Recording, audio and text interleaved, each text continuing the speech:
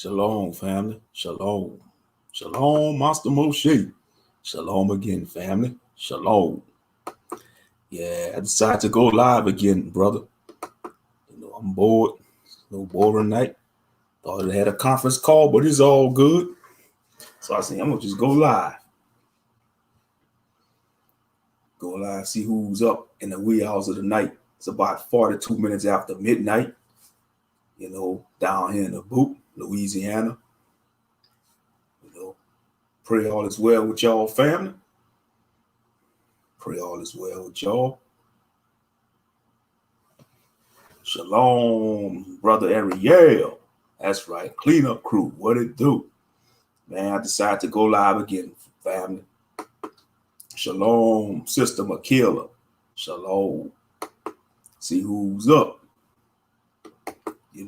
Crew up, Moshe Ben. That's right.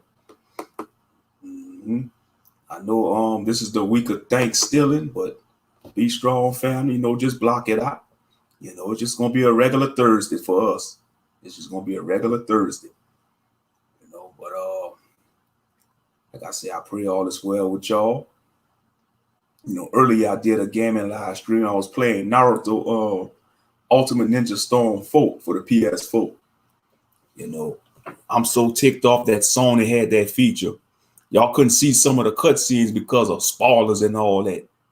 I didn't know they do that on when you're live streaming on PlayStation. Certain scenes they block it out so the viewers can't see. I don't like that feature.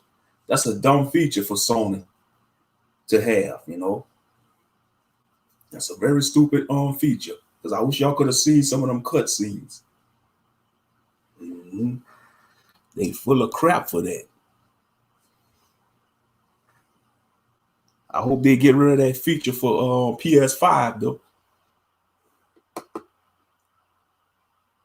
Shalom, peace and blessings, Moshe Agbe. Thanksgiving or Thanksgiving, that's an awesome one. Yeah, I won't be there observing that. I had to tell that to when I went and paid my car insurance today. I told that to the lady. She was a Gentile woman. She was like, "You ready for Thanksgiving?" I was like, "I don't observe it." She was like, "Huh?" I said, "I don't observe Thanksgiving. I don't observe Thanksgiving." I told her I don't observe none of these holidays. It's been like that for like the last 8 to 10 years. I didn't celebrate Thanksgiving for the last 8 years, probably more than that. And I don't miss it. So she just go tell me, "Hey, enjoy your day off." I don't care if they got offended. I don't care if they got offended. It is what it is. We don't celebrate that. Well, I know I don't. It's a waste. Oh, yeah. So I'm sure if people tell me that in my job, like, "Well, happy Thanksgiving," I'll be like, "Oh, you have a blessed day." That's all I do. I tell them, "Have a blessed day."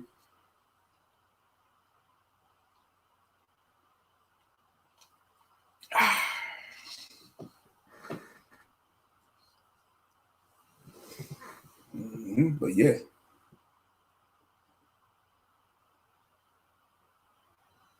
Let's see. How are they going to get offended by something that doesn't directly affect them? Exactly. I don't care how they get offended. I don't observe it. I told them I don't observe the day. I don't care. I do not care.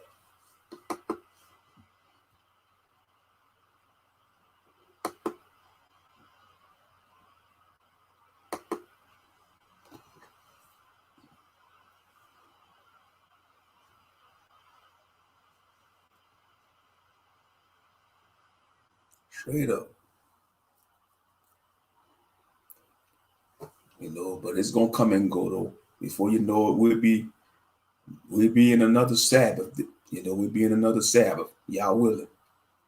And then after this month, we'll be in December. It'll be the most pagan day of them all, Christmas. But yeah, what's good with y'all, fam? I know what's up with y'all. Y'all chilling too?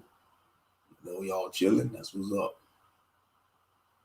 Like I say, just was a boring night, Got my laundry done. Was able to do my laundry.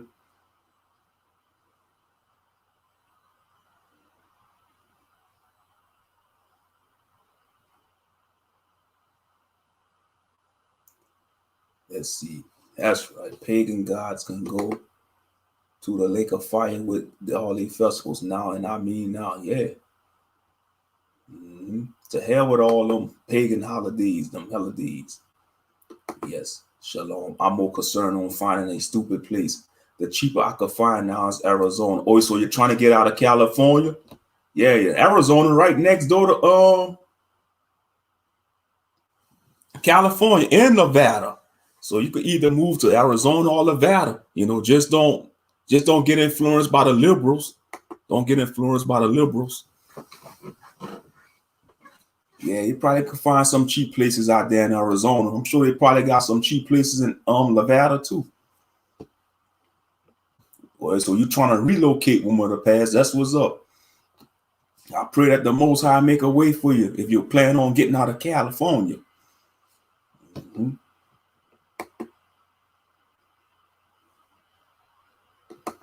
I have a lot on my mind. Don't we all do, sister? Don't we all do? Especially when you're in this walk. Don't we all do?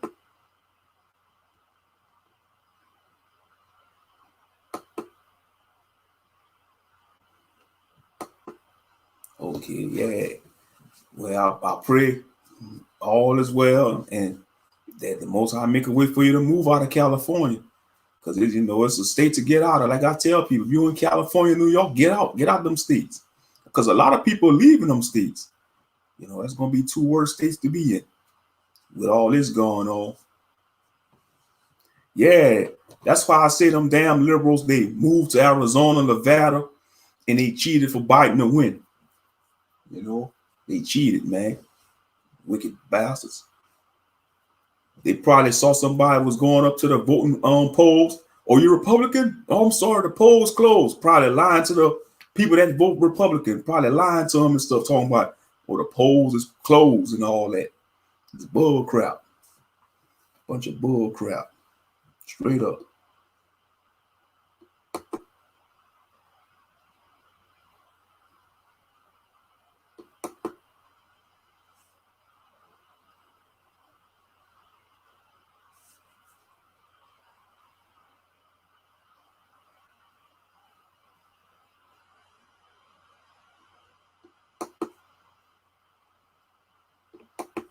Hey, what happened to Sister Tracy? She still do content. She just still do content. I guess she be busy with her channel, But I pray all is well with her. I pray all is well with her.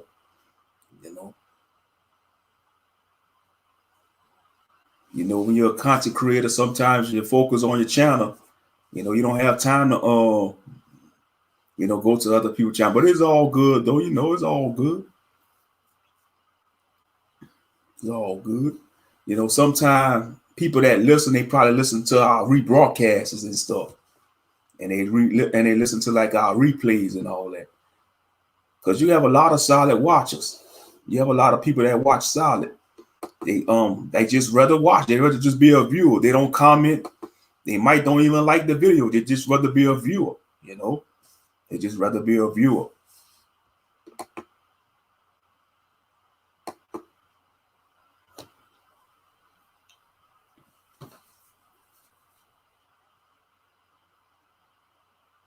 Because I used to have a lot of people come to my lives, but they probably don't come no more. And like I'm talking about, like when I first started doing content, I used to have people just show up to be nosy, whether they was from the black sector or the black manosphere. They don't come to my stuff no more. Cause I ain't talking I ain't on that buffoonery like they is in the black sector of YouTube. I ain't making no streams bashing black women. I ain't making no streams bashing black men. I do get on both black men and black women. I get on them for their buffoonery, their wickedness, because we're supposed to cry loud and spare not, but bashing them all day, And I don't stir up beef between other content creators. That's why a lot of the manosphere and black sector people don't come to my channel, but I don't care, because they fake. Most of them are fake.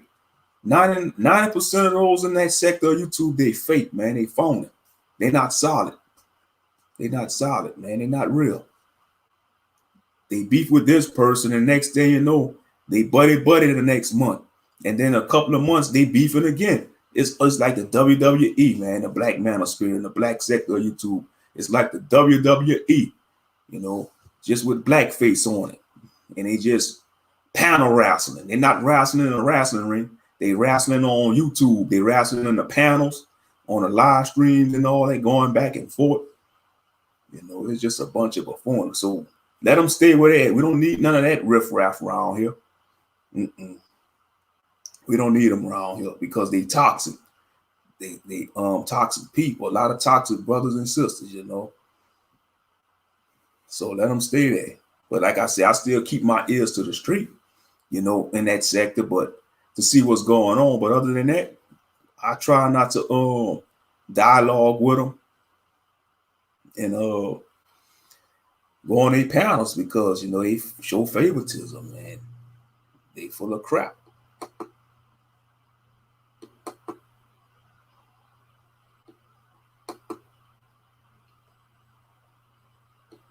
A lot of politics talk too, yeah.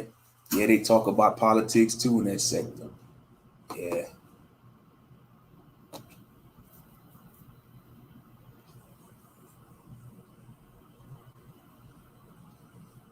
But like I said, yeah, that's why they don't come to my channel because they figure, oh, he pushed the Bible. He an Israelite, you know, he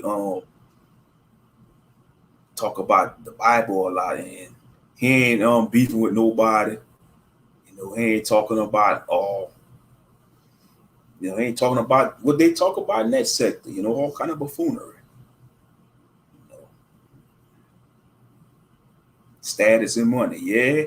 They do that too, yeah. They that's why I say they use their status and money to belittle other brothers and sisters in that sector. That's what I don't like. Oh, I got this amount of money. I got this amount of money in the bank account. Well, bozo, what you gonna do when they freeze your account when stuff hit the fan? Because that's gonna happen. You know they gonna take everybody's money out the bank. They gonna freeze everybody's account when stuff hit the fan. You know these wicked banks, man. They gonna freeze everybody, and a dollar gonna fall. The dollar already on his last leg. Well, I should say last thread. The dollar's already on his last thread. But you can't tell them buffoons nothing. You can't tell them nothing. Oh, I'll make 6 figures. Oh, I'll make 6 figures. Now what, bro? Now what? I'll make 6 figures. I'll make 6 figures. I'm driving me a 2020 car. I'm driving me a Mercedes. I'm Benz. Man, when stuff hit the fan, you're gonna need gas to still pit in that car. If you don't have money to pit, if you don't have no gas, that Mercedes Benz is gonna stay parked and collect dust. You know? Can't tell some of these bozos nothing, man. With their buffoonery. They want to belittle the next brother or sister because they driving a Benz, or you driving a Honda, or you driving a Chevy, or 2005 Chevy Malibu, and I'm driving a 2020 BMW. So what? So what? At the end of the day, both of them cars gonna end up in somebody's junkyard. That's the way I look at it. It doesn't matter if a person drive a hoopty or a car from the dealership. Both will end up in a junkyard one day. Both cars. I don't care. You could take care of them. I don't care how much maintenance you do on them. You could take care of them, make the car last for 20 years. Eventually, all vehicles going to end up in somebody's junkyard and become a trash heap or scrap metal. You know, just like if you're rich or poor, don't matter.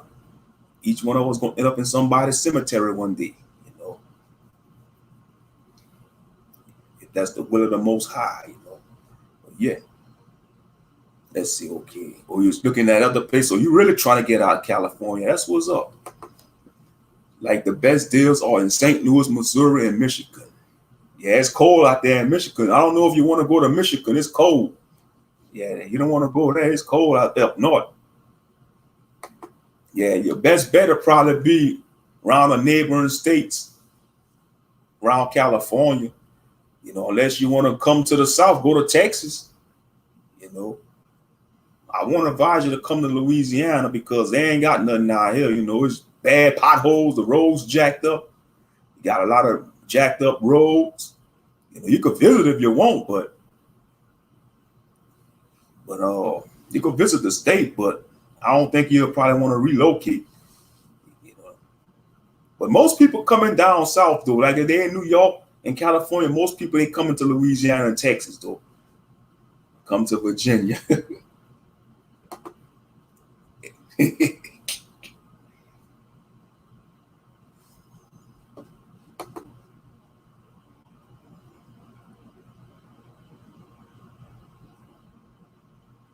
Yeah, open carry, Texas. Oh yeah, they're open carry. Oh yeah, you best believe that. Don't mess with Texas. Don't mess with Texas. Oh yeah, don't mess with Texas.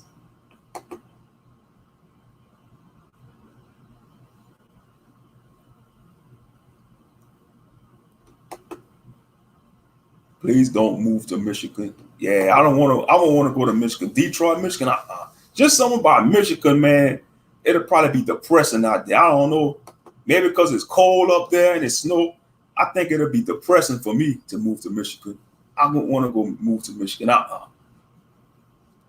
Like I said, it'd be better to let's see. Thanks, Moshe. I'm from California. And California is like Switzerland in America.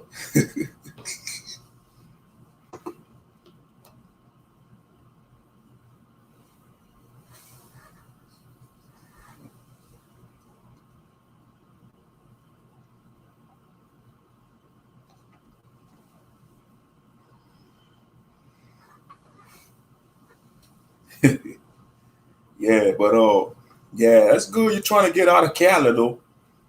That's good because you know it's getting worse out there. It's overcrowded, and then it's a liberal state. Oh yeah, you know weather's on, so you're still searching. Yeah, you're gonna find somewhere. You know, yeah, that's right. God's willing. Yep, you're gonna find a spot. Hmm.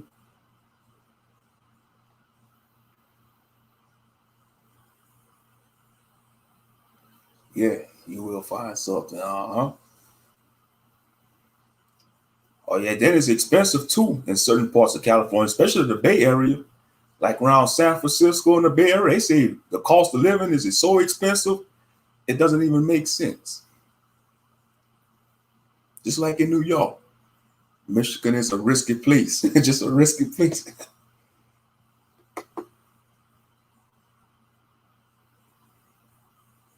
Especially Detroit, man. They say it's Detroit, man. It's a rundown city. Detroit, Michigan. Oh yeah, they say Detroit, man, is run down.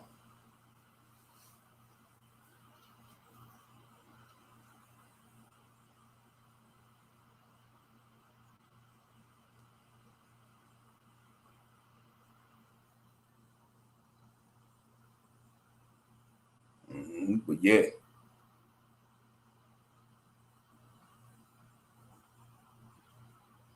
let's see. Okay, Michaela, the best place in California now is Humboldt County. Okay. You was just gonna say it about Detroit, huh, sister? Yeah. That's what I say, man. It's just something about Michigan, man. It's depressing. I don't know, man. I never been to Michigan, but you know, maybe because you know how it's designed, Detroit, you know, you see Detroit, Michigan, they used to be the motor city. Like back in the day, they had all the car factories and all. That's where all the car factories at, where they build vehicles, the motor city. But a lot of people lost their jobs because of machinery. They use a lot of machinery to build vehicles now. But like back in the maybe 70s and 60s and all that, that was the motor city. They was building cars in Michigan. You know, you had all the car plants, all the car factories and stuff that build the vehicles. You see, that's what hurt America too. They got rid of all the factory jobs. You know, like Clinton, old stupid behind, his old buffoon self, got rid of all the manufacturing jobs in the 90s, like the mill, like the Fruit of the Loom mills. Because my mama used to work for the mill down here in Louisiana, in Generac. She used to work in the Generac mills. Man, them men and women was making good money. Man, if the mill would have still been in business, I would have been working there proudly. I would have been working, man. They was making that bank back in the 90s at the mill. If you work for the mill, like the Fruit of the Loom mill that made like the clothes and all that and the shirts and all that, man, they was making good money back in them days. But you see, Clinton, no buffoon self, he took them type of jobs and ship them overseas. They don't pay them workers nothing. They don't pay them nothing out there overseas. They take advantage of them in them foreign countries. And that's another bad thing Clinton did, man. He took all the manufacturing jobs and shipped them overseas, the Clinton administration. Yeah, because my mama worked for the mill. One of my aunts on my mama's system, which is my aunt, she worked for the mill. She worked in the one in St. Martinville. And you see, like, they used to carpool there too. Sometimes my mama, she'll carpool, she'll give other women rides to work. Where she used to work to the mill. Used to carpool, you know. That's when we were staying on Spencer Loop, you know, back in the 90s. We were staying on Spencer Loop. We would stay like in a little trailer area, but it was between two projects. We used to stay between two projects, Dodge City and St. Edward projects. You know, and matter of fact, in our backyard they had a fence. In our backyard, we was in our backyard, we was in the back of the projects. To be honest with you, if I'd have crossed that fence, it would have took me straight to the projects.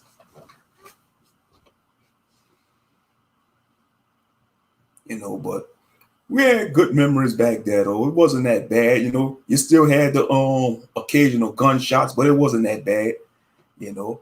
But yeah, we used to stay in between two projects. I remember, man, they said they robbed the ice cream man in one of the projects. I think that was in Dodge City or St. Edwards or Dodge City, man. The ice cream man, because he used to pass back there. The ice cream man used to pass back in our little area, but they said one Sunday they robbed him, man. They robbed the ice cream man.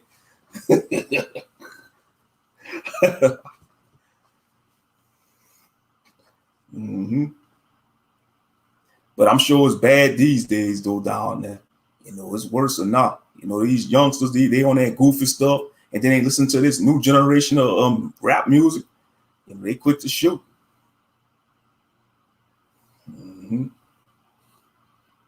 Yeah, I hear you. Detroit, Michigan, boo!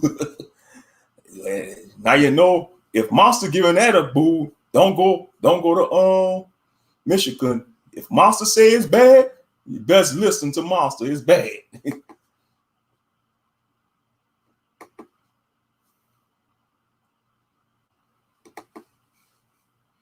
True Clinton really ruined this country. Yeah. All demonic presence destroy the country. Exactly. They all demonic. It don't matter if it's Clinton, Bush, Trump, Biden, they all demonic, man. Even back in Washington days, George Washington, Thomas Jefferson. Damn, I say Thomas Jefferson, Thomas Jefferson. I say Thomas Jefferson. Thomas Jefferson.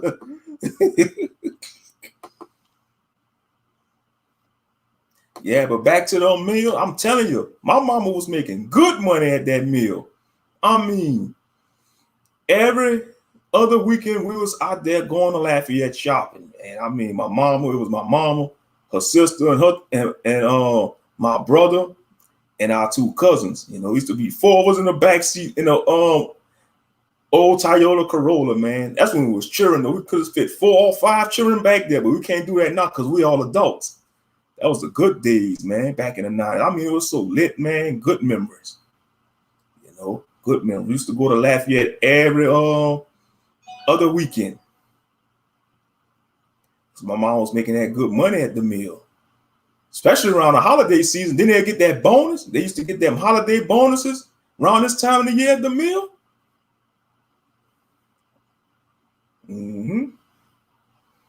My mama was sitting right here. She'll tell you on live stream. You know, she'll tell you, man, they was making that good money back in the day. But Clinton, old stupid self, he gonna ship them jobs overseas. Yeah, the 90s was lit, Sister McKill. It was lit. You know, things was just kosher in the 90s. You know, you had your buffoonery and your goofies, and your violence, but I find in the 90s, you had more family get-togethers, you know, because my uncle Roland, which is one of my mama's brother, like every Sunday he used to have like a cookout and he'll rent movies. Like every other Sunday, if not every Sunday. I mean, he'll just barbecue, rent some movies from Video Center. They used to have a video. They used to have like a video rental center down here called Video Center, but it's closed down because that's a thing of a past, you know.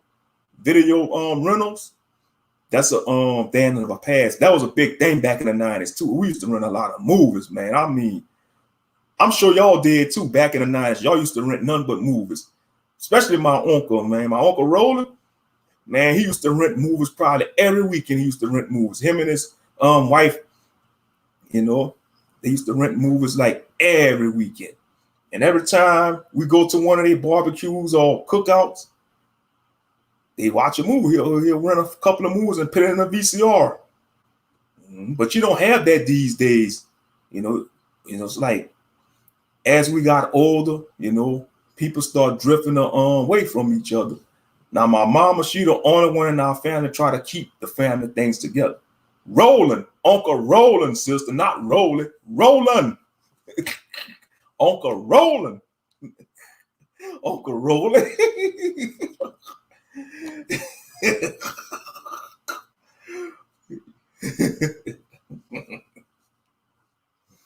Roland, not Roland. Oh no. Don't confuse my uncle for Roland Martin, Roland Poland.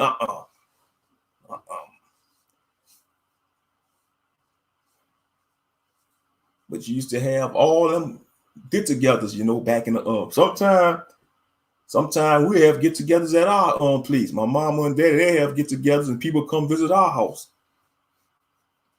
Then, like I say, you know, my mama, you know, she the only one that try to keep everybody from you know, to have the things going. Your accent is heavy, but it's good. Appreciate it.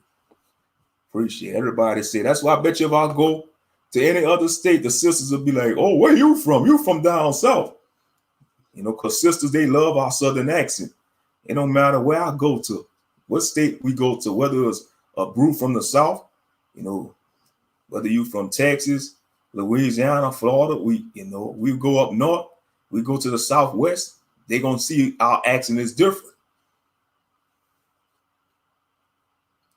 But yeah, I mean, we used to have get-togethers like every other month, whether it was one of my uncles or aunts, you know. But like I say, back in the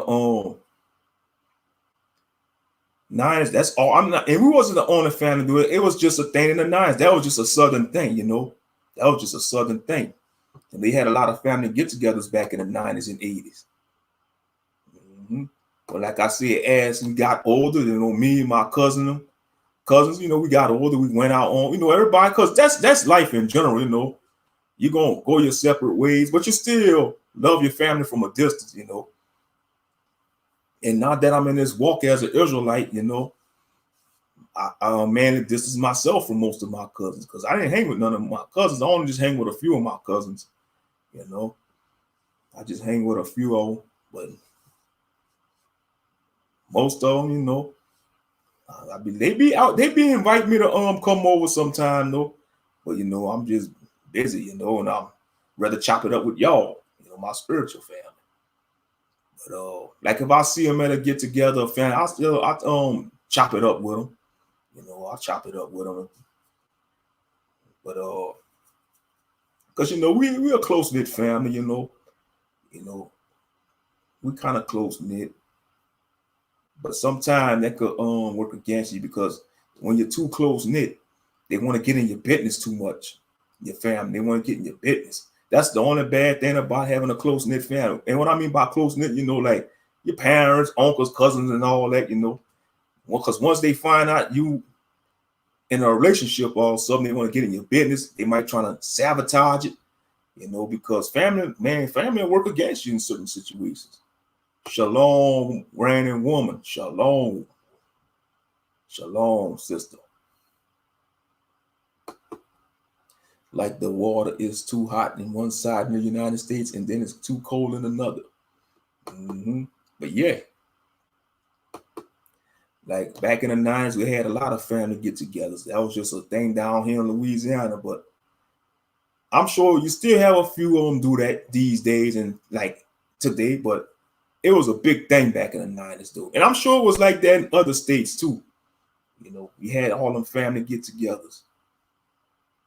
I mean, sometimes we'll go in the park. We'll just have a family out in the park. We'll go to the Western Park on the west side of New Iberia, the Western Park, and we'll have a barbecue.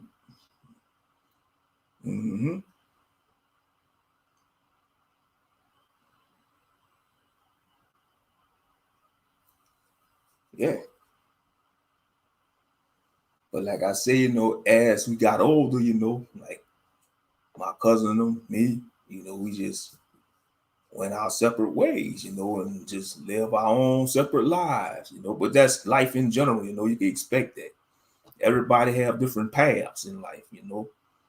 Some, whether their path is wrong or whether their path is right. Everybody destined to go down a different path, you know. You either gonna go down a path of righteousness or you're gonna go down a path of wickedness.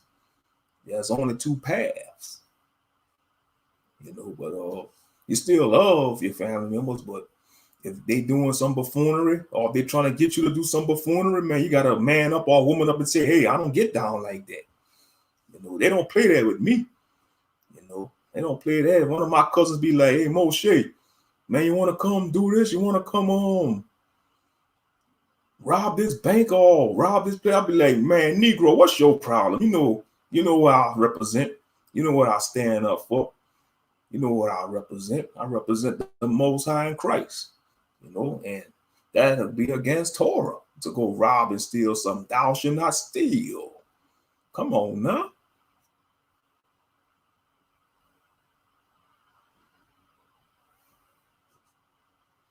But yeah, we had a lot of family barbecues and cookouts back in the 90s, you know.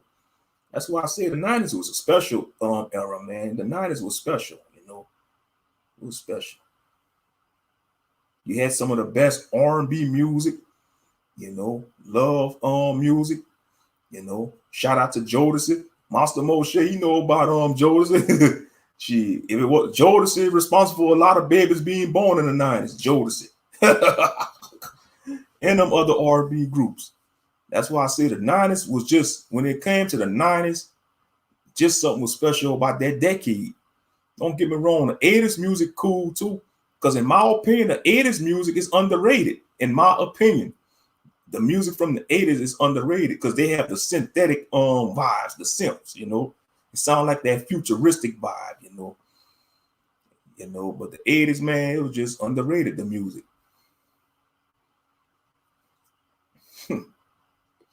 Wow, bullshit. It's the truth, man. Them R&B groups were responsible for a lot of babies being born in the 90s.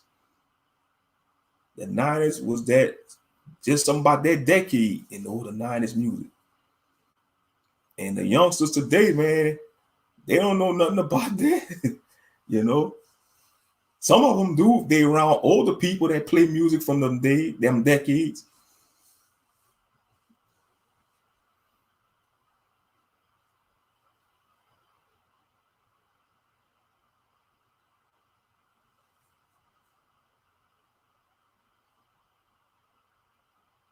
But yeah, here come when the early 2000s came was okay, but the stuff they got today on the radio, two thumbs down, two thumbs down, two thumbs down.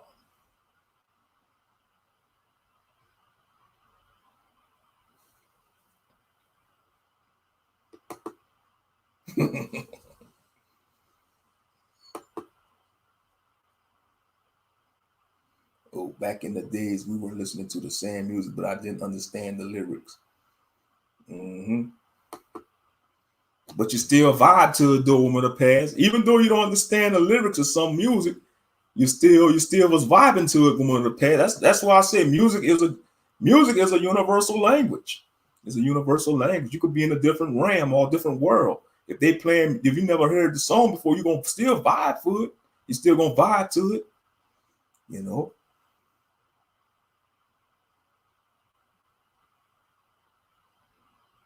Yep, too much tasty stuff on the radio now. Yeah. Yeah, beat like LL Cool J. Yeah, LL Cool J was big back in the 90s too. LL Cool J. Mm-hmm. You know, like Heavy D. You had all kind of popular artists, you know. Like from the late 80s and early 90s, you know, Big Daddy Kane, you know, and then you had the controversial Luke. Luke, man, that's when things went haywire.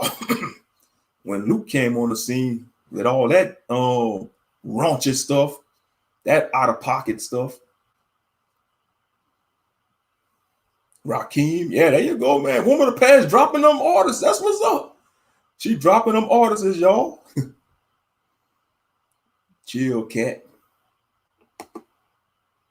But now I listen to Chill Hop, though. I subscribe to a channel called Chill Hop. They play, it's mainly like instrumentals, like lo-fi hip hop, like, you know, Chill Hop. You know, I was listening to some mixes earlier tonight before I went live. And I like neo soul music too. I subscribe to a channel called DJ Raphael. He makes some of the best neo soul mixes. You know, judging by his appearance, I think he a mamzer though. It look like he biracial. But I don't care. He makes some good neo soul mixes. You know, I don't care if a person got green skin, pointed ears like an elf. If they make good music, I'm a vibe to it because music is a universal language. You know, they could be a dwarf from Ozamor, you know, or elf from Riverdale. They make some good music. I'm gonna vibe to the shit. Real talk. It is what it is. Shit. Music is music. You know, it's a universal language. All day some Saiyans from Planet Vegeta or some Namics from Namek making some good hip hop music. I'm gonna listen to it. Public Enemy was really good, even they were harsh. Yeah, they was good, but until they sold out, until some of their members sold out, you already know Flavor Flav sold out to get them on reality TV shows. Flavor of Love, because he was a hype man back in the days. I didn't even know. I didn't call him Flavor Flav. I just called him the dude with the clock around his neck. Man, that dude with the clock around his neck. That's what I called him. The brother with the clock around his neck. Until I realized that was Flavor Flav. And then you had Professor Griff. When Professor Griff got on his conscious stuff, that's when he left the group. And the other members sold out.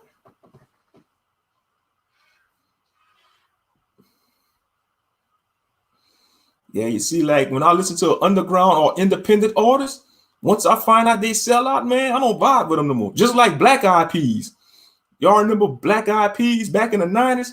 That song they made called Joints and Jam? Man, that was one of my jams back when they used to play it on BET, the video, Joints and Jams. Man, that song was vibing. But until they sold out, man, the new stuff they came out with, man, I can't rock with that, man.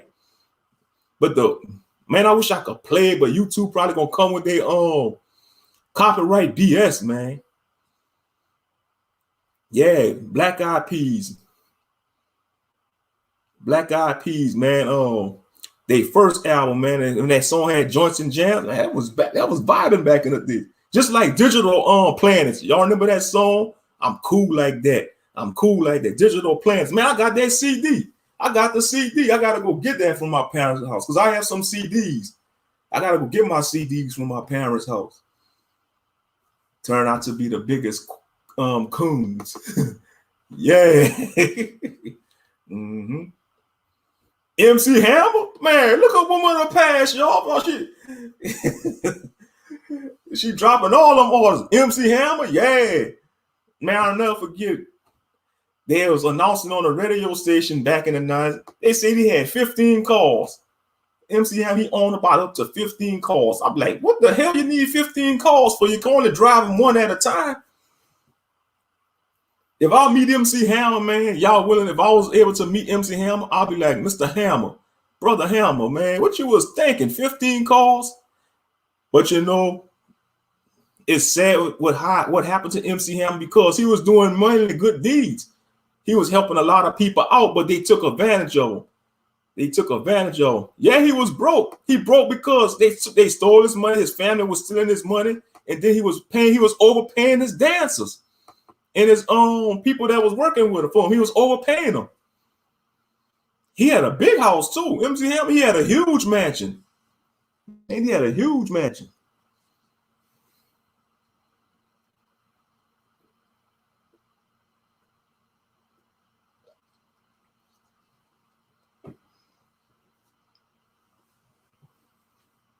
Man, if YouTube, man, I'm telling you, if YouTube really had that copyright, I'll be playing that music right now, man. Shit. Damn copyright. But knowing my crazy behind it, I'll still do it. I don't care. Ain't like my channel monetized anyway. Ain't like my channel monetized. Yeah, so you was a fan of MC Hammer, Woman of the Past? Yes, I really like Night. I really love Hammer. Yeah, I'm translating this stuff. Yeah, you're a fan of MC Hammer? That's what's up. Yeah, he made good music, you know. But yeah, he was overpaying his dancers, some of his workers and bodyguards and his family. He was helping out a lot of his. You see, that's what happened, man. When you got all that money, especially if you're a black person. If you're a black person with a lot of money, you're a target. Don't win a lot. See, like if I win the lottery, man, I have to move out of Louisiana. I know, Sister Random Woman, I'm not gonna do it. I know. Oh no, I'm not gonna do it because YouTube, they've been already attacking me and K Judah channel. They've been coming with the flagging. People been flagging our channels. So I ain't gonna do it, don't worry. But yeah. Thank you. Sorry, it's all good, but yeah, he was like I was saying, you got a lot of money, your own family member gonna come out of nowhere. Especially if you win the lottery, you have to move out your state because you're gonna have a cousin. Oh, I'm your cousin fifth down the line. I'm your seventh cousin. This is the lineage. Gonna be making up all kind of excuses, coming with fake DNA tests. Oh, I'm your 10th cousin from this generation. Be like blah blah blah.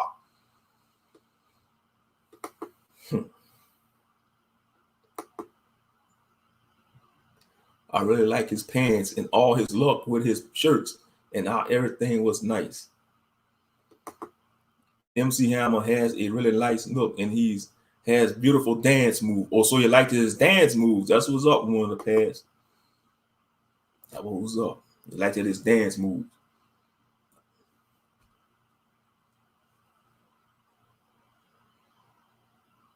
Yeah, them big hammer pants. Yeah, but you know, he went bankrupt, he went broke, man. For he lost everything. And now I think he in the church. I think he do ministry now. Man, I bet you he know we Israelites too. I bet you MC Hammer know about the truth, man, but he just ain't gonna probably preach it. Cause I know, man, come on now. He is an intelligent brother, MC Hammer. He is an intelligent brother, so I know he know about the truth, man. It's 2020. Mr. Hammer, MC Hammer, man, if you come in this channel, man, you're an Israelite, man. He should know that, man. Because I bet you a lot of people, a lot of them artists back in the 90s, man, they knew some truth. Man, they knew some truth, man. Y'all know who else was cool? A Tribe Called Quest. I have a few of their albums. A Tribe Called Quest. You know, A Tribe Called Quest, man. A Tribe Called Quest. Square haircuts. Yeah, them box cuts. Yeah. Yeah, that's back in style now. You know, you got a lot of young brothers, they getting the box cuts, and what they do, they sponge their hair. You know, I had a hair sponge. I got a hair sponge. I sponge my hair. You know, it ain't hard to sponge. All you gotta do is wet your hair and put some conditioner in it and just get the sponge and wave it in your hair, in your fro.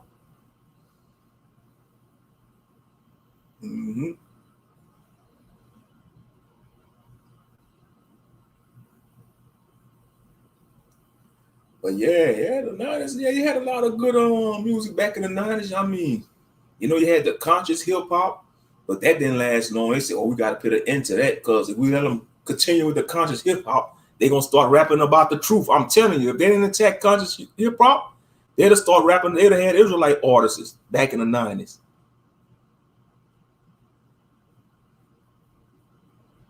I didn't know that, random woman. You see, I learned something new. Wow, weird fact. Hammer pants was originally called shitters because they were designed for you to use the bathroom and no one knew. Wow. I didn't know that. Man, I learned something today. All praise. That's why they was wide like that. So somebody just take a crap in there, the crap will just fall down. Oh, they'll still be able to smell it though. I don't care how wide them pants is. Somebody take a crap in them pants, they'll still be able to smell that crap. Oh yeah.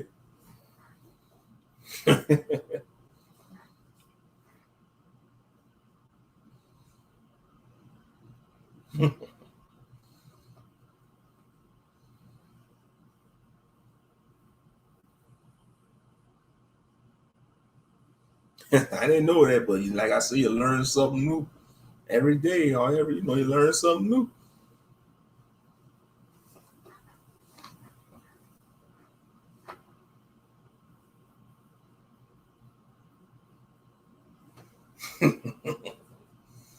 But yeah, it's sad what happened to him, because he made good music. But like I said, they took advantage of his kindness. He was helping a lot of his family out. He was overpaying his own workers.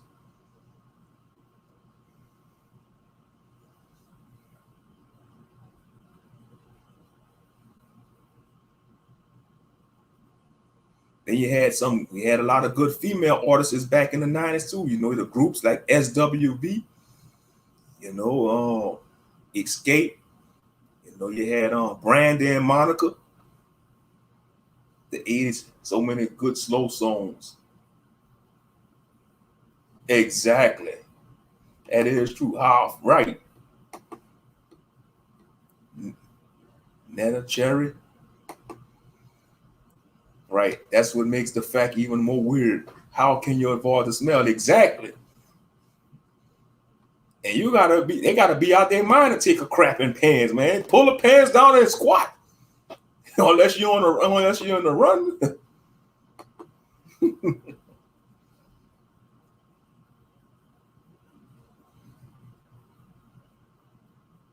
And you know who else makes some good music? Sade. Sade. It's like her music is on a different level, man. Sade, the artist Sade, or Sade, Sade, you know who I'm talking about.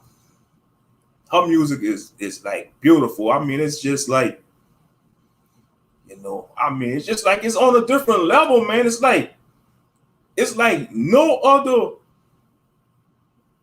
It's like, man, it sounds like it's chill music. It's like it's chill music with R&B. It's like she on a different level of her own, Sade. I don't care, man. You can listen to Sade anytime.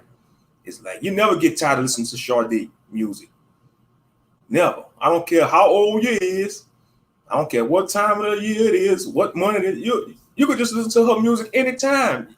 Like if you're in the mood to listen to some smooth music with a little hint of jazz and R&B, yeah, Sade, yeah, yeah. Wow. Y'all know where I'm getting at. Yeah, Sade, man, yeah. Sade, I've been listening to her forever. Yeah, she is unique. Yeah, I mean, it's like you can't pit her music within the genre, man, with the mainstream with these other artists,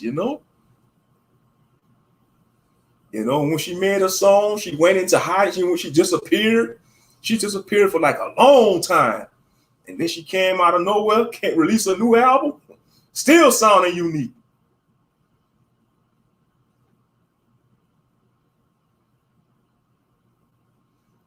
Everybody was bumping Sade back in the 80s and 90s, especially in the 90s. Everybody, you know.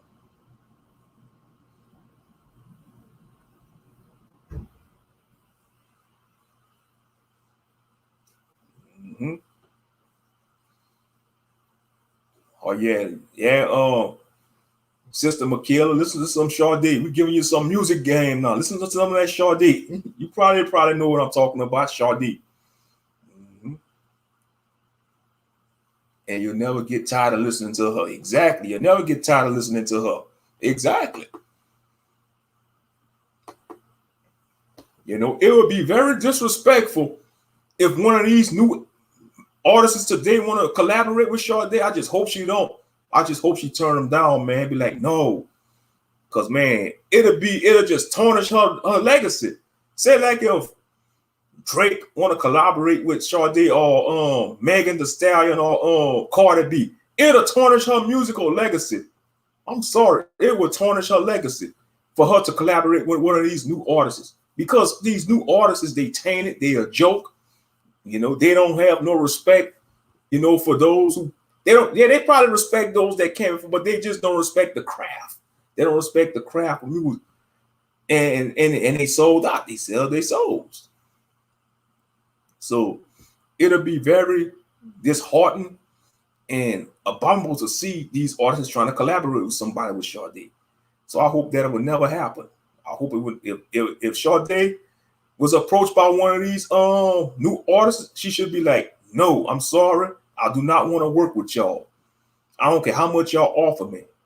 You know, I got my own legacy to uphold. And that should be her response in a respectful way. And they got to respect her decision. They got to respect her decision. All her videos all spaced out. Mm-hmm. I mean, you had a lot of unique artists back in those days in the 90s, you know.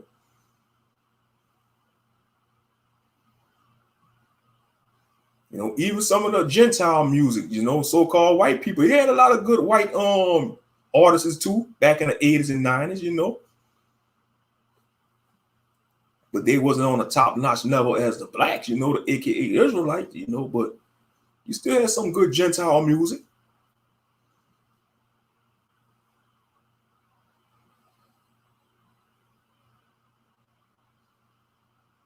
Mm-hmm.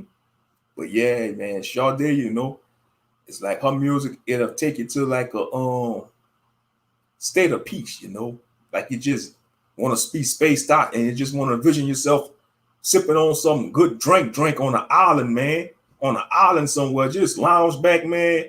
It could be the sunset, watching the sunset, you know, or it could be nighttime. You just chilling on a lounge chair, looking at all the stars across the sea, and you just sipping on some good drink, man. Minding your business, ain't bothering nobody, man. And that's what music does to you, man. I mean, listen to some good music.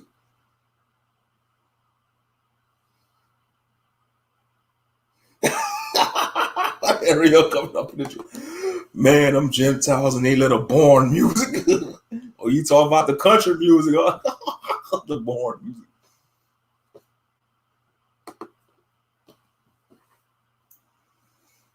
In the woods. The born. Yeah, that's what that country music, man. Most of that country music, man, be sounding all sad and depressing and stuff. You know.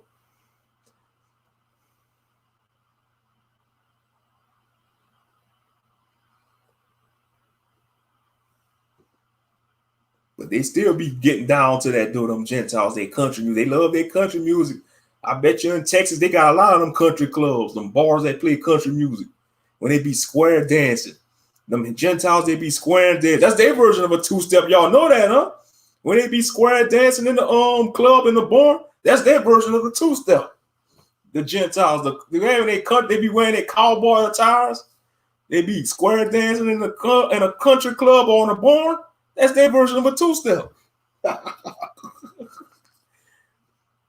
The Texans hold them two-step. Yeah, get it on up. Yippee-ki-yay. Ooh, I can't connect with country music. Same here. No, most black people can't. I think even though they claim that black people invented country music, but like down here in Louisiana, our response to country music is zydeco music. Black people came up with zydeco music. That's our version of a country music. And swing out music. It's like Zydeco and swing out down here in Louisiana. I'm sure they probably play Texas. I'm sure they probably play it in Texas too. Zydeco and swing out music. I'm sure they probably play that in Houston. Most of the country music come out the woods, little square dances. Oh, I don't want to hold our hands while jumping up and down, back and forth. And that's just how they be too every year. They be like, swing them around, kick them legs, howdy. Grab your partner, howdy, partner. That's just how they be having their 10-gallon hats on, the cowboy boots, the jeans. You know, some of them, when they probably be wearing them jean skirts or the jean dresses, they be all serious too, with the flannel shirts, the plaid shirts and all that. You know, they be having them big old cowboy belt buckles on and stuff. They be like, woohoo, woohoo. Good Lord. And they be serious too. They be serious. Even if our people get into that, we'll be outdoing them in that area. Even if you have some black people be these square dancing, we'll be outdoing them in that too. In their own music. But yeah, but to back what I was saying, you know, like down here we have like the swing out music and the Zydeco music. Like Opelousas, Louisiana, that's the Zydeco music capital of Louisiana. That's where it was originated in Opelousas, I think. And that's where Keith Frank from. Legendary Zydeco artist Keith Frank, he from Opelousas. Keith Frank. Yeah, he a Zydeco legend. He is Zydeco music legend, Keith Frank. You know, he actually won a Grammy too, I think. He actually won a Grammy. That's what put Zydeco on the map, because, you know, most people really didn't know about Zydeco unless they're from the South, like Louisiana and Texas. But like up north, you know, that's what's so unique about our people, man. Wherever Israel scattered, we come up with all types of music. Because like they say in Washington, like in the DMV area, they got that go-go music. I ain't never heard nothing about no go-go music. What the hell is go-go music? That's what they got like in the DMV area, I heard. Go-go music. Man, that's all, man. Our people, you just like in Texas, you had the Swisher House, you had the DJ Screw. Man, it's like wherever we posted up, man, we come up with some new genres of music. You know, I bet you if you got some of our brothers and sisters in like in Arizona, they probably come up with their own version of hip hop, desert rap or something, you know. Or in California, you got the West Coast style, you know, you got the East style, the Southern rap, you know. Some of our brothers and sisters in Canada, they probably got the damn Yukon rap, rapping in the Yukon mountains or something.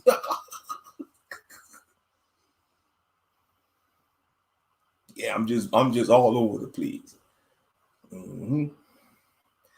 Even one with a pass say, no country music. No country. Yeah, that's why I say it gotta be the least listen genre for us to listen to country music.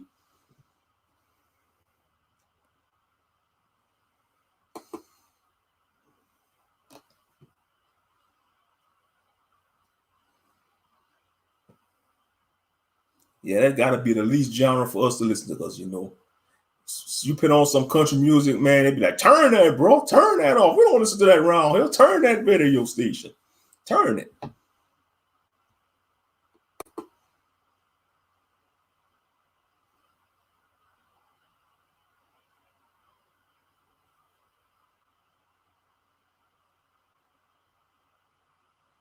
Straight up. Oh, yeah, that's the least genre people listen to. With our people. Even one of the past be like, no country music. Mm-hmm. That's right. We made blues and jazz and got pop country music from them. We create everything. Is right. Now, these days, jazz, a lot of people don't listen to jazz. Jazz is underrated these days. And smooth jazz. I don't know why people sleep on that smooth jazz. Man, that smooth jazz, that's that good night cruising music, man. Real talk. That's that good night cruising music, man. Smooth jazz. You know, you out there in the city, man. You know, you got your ride, man. You and your old lady, y'all just night cruising, enjoying the night scenery. You know, got the sunroof open at night. You know, the night, you know, or even if you don't have a sunroof, got the windows down a little bit, enjoying the night breeze. You know, while you're listening to some good smooth jazz, man. People don't know they're missing out, man. Shit, they missing out. Acid jazz, yep. You got all types of jazz, Afro jazz, yep. Got hip hop jazz mix, you know, like chill hop with jazz hop.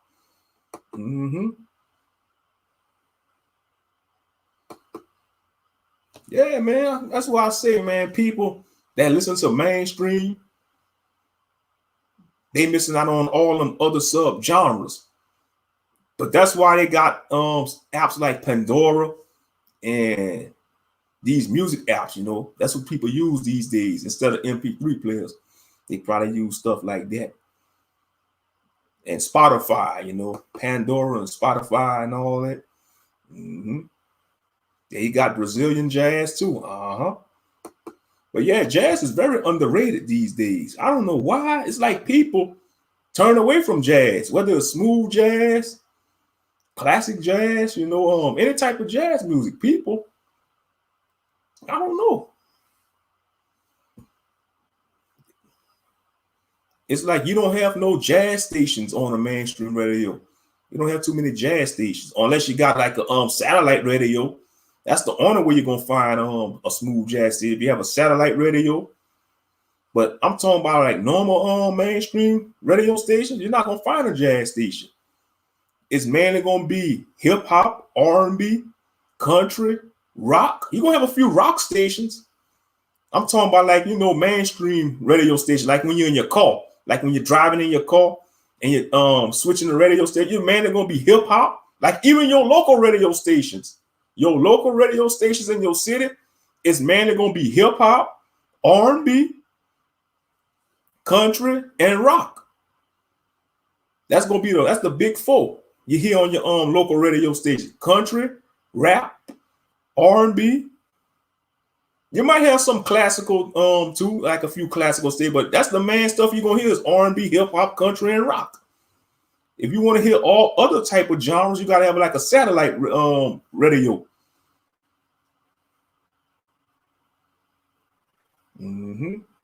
Straight up.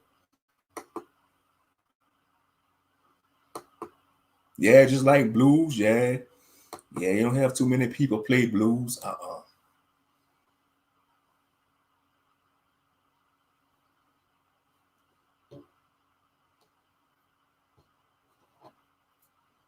But yeah, that's the main genres you hear on your local radio station.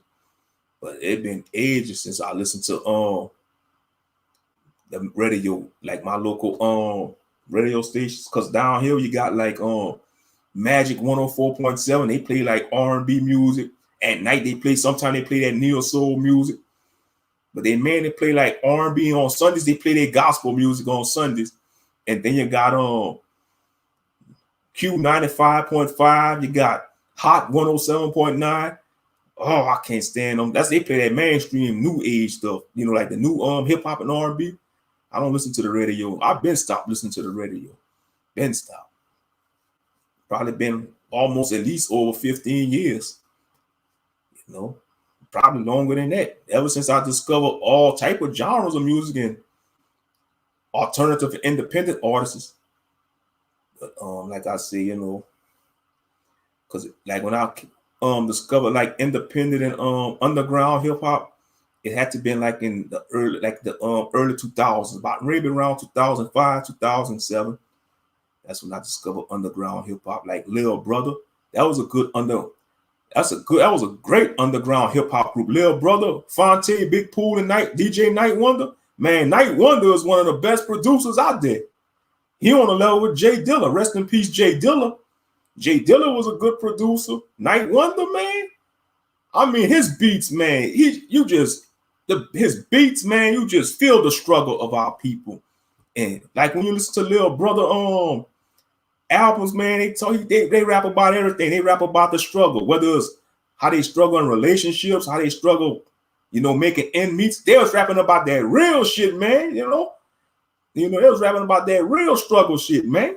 Real talk. I still got my little brother CDs, and I purchased some of their albums on my iTunes. Like they got an album called The Minstrel Show, Chitlin Circuit. Their Minstrel Show album, man, that's one of their best albums, you know. But unfortunately, they broke, you know, they went their own separate ways, you know, they did their own solo projects. Now, Fonte, that brother talented. Fonte, he could sing too. He do R&B too. He a rapper and he do R&B. He could sing R&B. So you know you talented when you could rap and sing, man, you blessed by the Most High. If you could do both, because you know, most of our musicians, they either gonna rap, they either blessed to rap or they blessed to sing. But Fonte, he could do both. That brother could do both. You know, because he worked on a project called A Foreign Exchange. I got that album too. It's a good album, you know. It's called The Foreign Exchange. When he rap on some of the tracks and he sing. And a producer on as Licolay.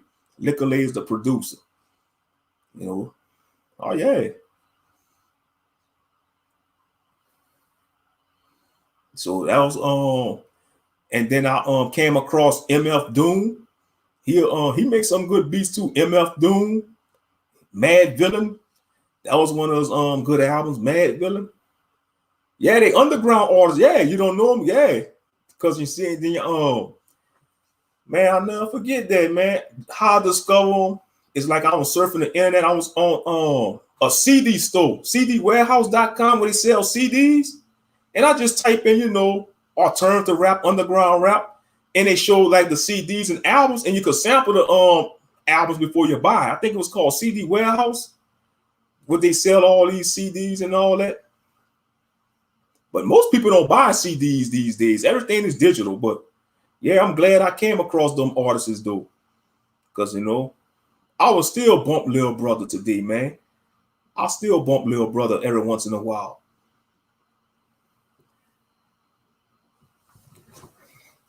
You know, that was a good group. It was Fonte, Big Pool, and Night Wonder. Night Wonder was the producer, man. I mean, you could probably listen to some of Night Wonder beats on YouTube. Some of his songs he produced, Night Wonder. Very good, talented producer.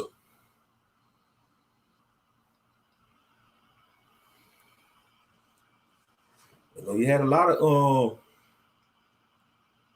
good underground artists, but you see what I like about them is they may not blow up like the mainstream artists, but they still respect their craft and they still be true to who they are. Because you know, when you're independent artists, you still could be successful, but just don't sell out. Don't join none of these records. Don't sign with none of these corrupt record labels. Because once you do that, you gotta forfeit your identity. You gotta forfeit your identity. You gotta do what they tell you to do, and you don't own nothing. They're gonna own all your royalties. They're gonna own your name, your title, they're gonna own everything. So it'd just be better just to be independent. And that's with everything. That's just not in the music industry. That's in all industries. The comic book industries, movie industry. You can produce your own movies. You know, because when you join the mainstream, you gotta sell out. You gotta cater to the politicians, certain groups. And you know what I mean? You gotta cater to the alphabet group that start with the L. You know what I'm talking about? Damn, I'm out of Arizona tea. I gotta go refill me some more Arizona tea. Hold up.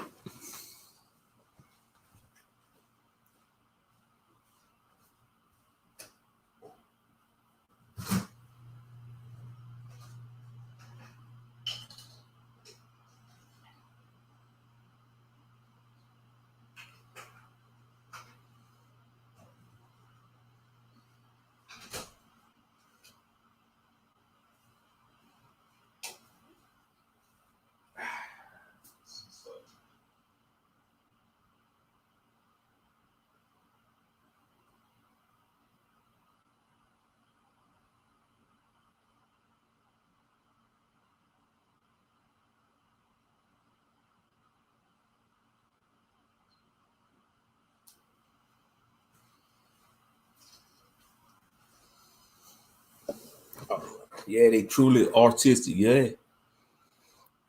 Yeah, I'm sure K. Judah probably might be listening in the background. He might be busy. That'd be messed up if you didn't get the notification, because YouTube funny like that. They'll hide the notifications for certain lives.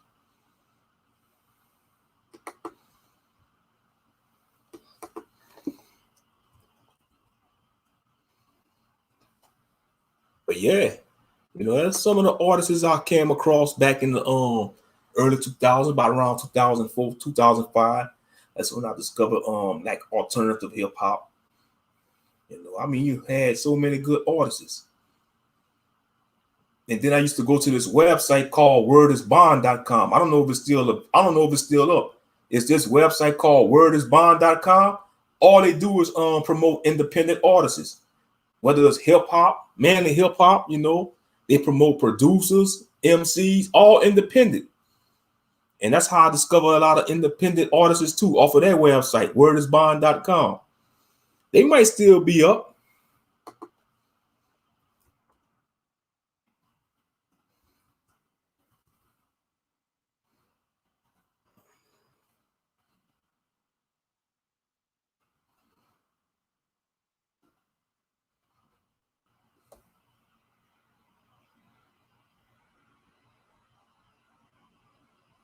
I don't know if the website's still up though. Word is Bond. It used to be a hip hop promoter. I don't know, the site must have went under. Well, the Word is Bond website. Let's see. Yeah, the Word is Bond underground hip hop blog. Yeah, I used to stay on that website like in the early 2000s. Yep. The wordisbond.com. All they do is promote independent artists. If you want to find independent hip hop artists, and they'll give you the link to their websites and their Bandcamp accounts, to download their music or buy their albums.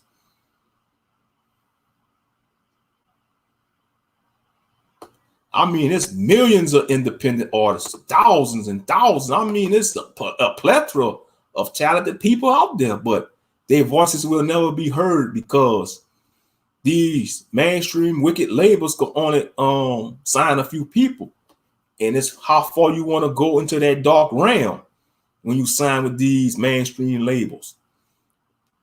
It's going to be thousands and thousands of voices will never be heard and become famous. But that don't mean nothing, because your work and your legacy going to last forever. If you're independent artists, even if you local and you don't put yourself out there, it's still your work. You created that music. You created that beat.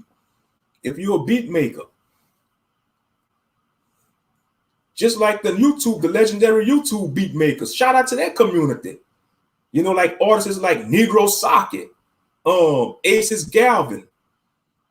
I don't know if they still do project Magic X Beats. He make them vibe beats, man. A lot of people say, man, he make them beats you could just smoke a blunt to, and that is true. If you want to smoke a weed and smoke a blunt, but Magic X Beats, you had Ethereal Universe, man. I wish they come back together. I don't know, they stopped producing music. Who else? I said Negro Socket, you had Magic X Beats, them brothers, man. The YouTube producer community, that's what I call them. And now I got one of my cousins in Texas. He make beats, man. He be posting them on his Facebook. I be sharing them. Man. But sadly, he don't get a lot of support, man. That's sad. His own, we don't support each other, man. We so hateful towards each other. Because, I be sharing his beats, and most people don't like him. He just get a few likes. And our people just so hateful. If they see you doing something, they ain't gonna even give you a like because it's you. And that be your own family members, your own natural family members. But yeah, I got a cousin, he do work, he make beats. I think he have a SoundCloud too. I follow him on SoundCloud. I'm gonna have to go visit his SoundCloud.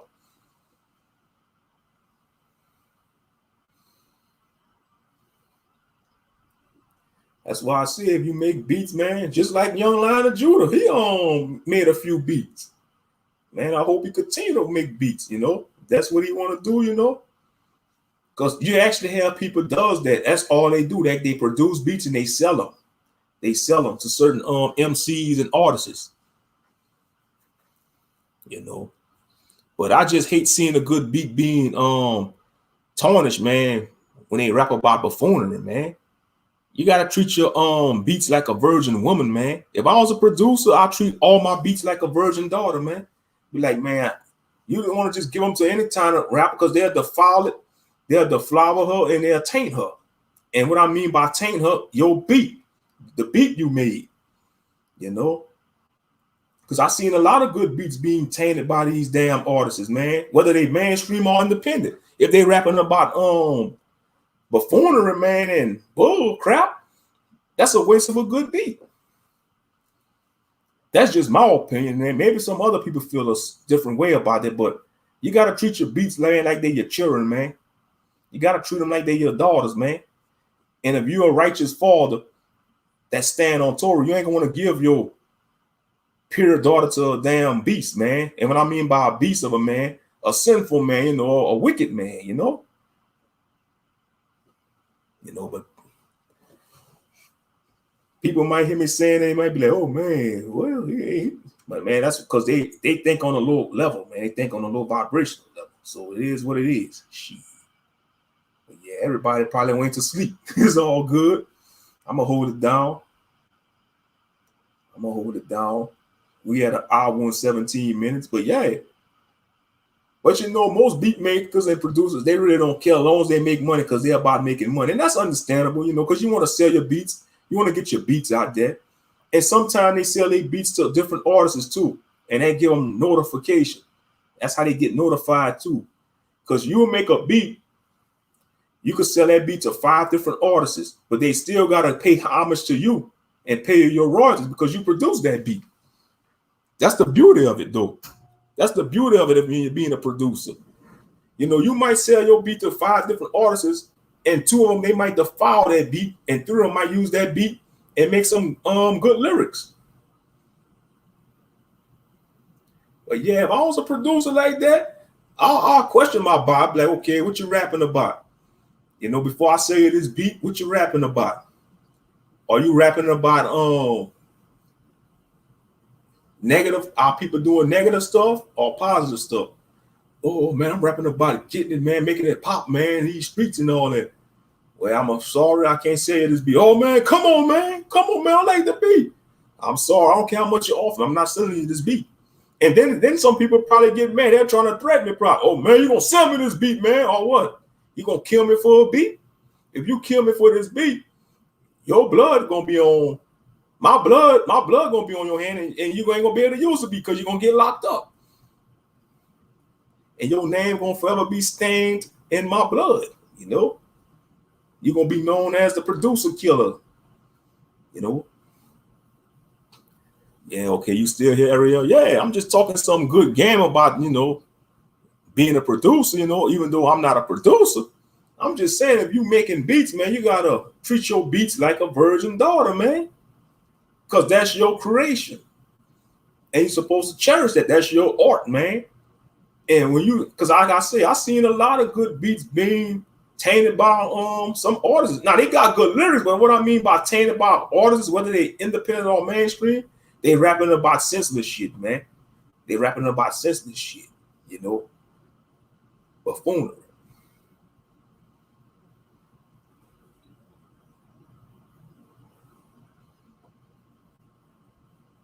But yeah, I'm surprised that website's still up, though. TheWordIsBond.com. That's what's up. I mean, you find all kinds. It's been ages since I've been to that site, too. It's been ages since I've been to that site. It's probably been like over maybe 8 years since I've been to that site. Because I used to stay on this site. Like when I was discovering underground artists. I used to stay on this site.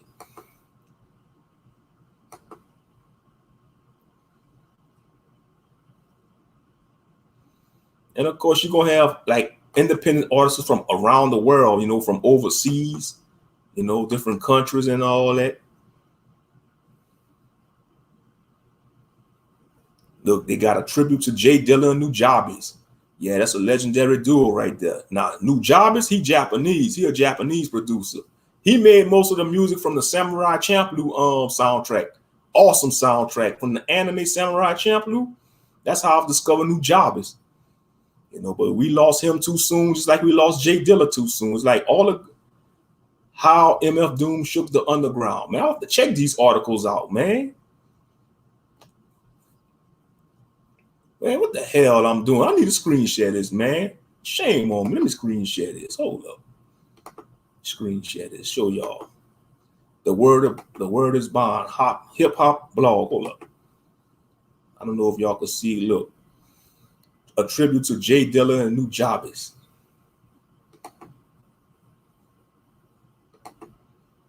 And MF Doom. I used to listen to MF. I'm a fan of MF Doom too. How MF Doom shook the underground. Let me click on this. A tribute to Jay Dilla and Nujabes. And they both passed away. Yeah, Nujabes, he passed away in 2010. And I think Jay Dilla passed away in 2005, I think. But let's see.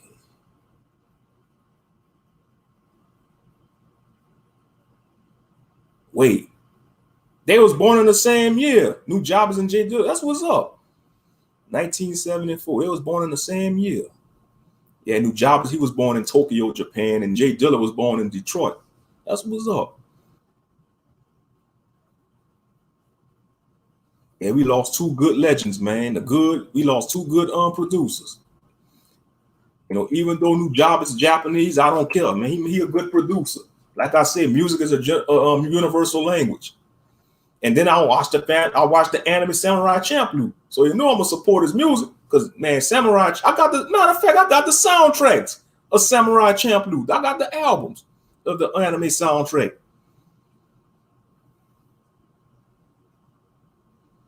Yeah, they both passed away in the same month of February. Man. But their legacy will still live on through their music, though.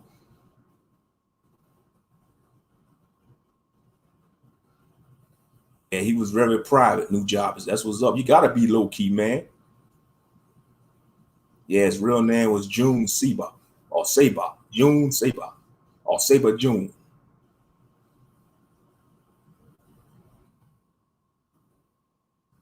Yep, two legends, man. I gotta get some of their albums off of iTunes, man. Two good legends.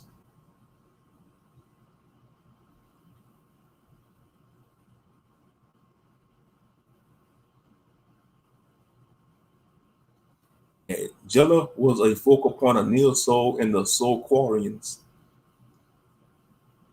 Yeah, Nujabes, his music is unique. It's like, I can't even call it hip hop, man. It's like jazz oriented. It's just unique, man.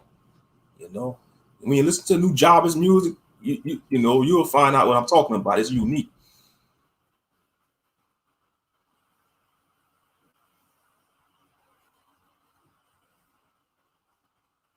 Yeah, I remember Substantial. Yeah, Substantial. He a brother, Substantial. He used to collaborate with Nujabes. Because you see a lot of black artists, they collaborated with Nujabes. You see, he'll make the music, Nujabes, he'll produce the music, and he'll get brothers to collaborate with.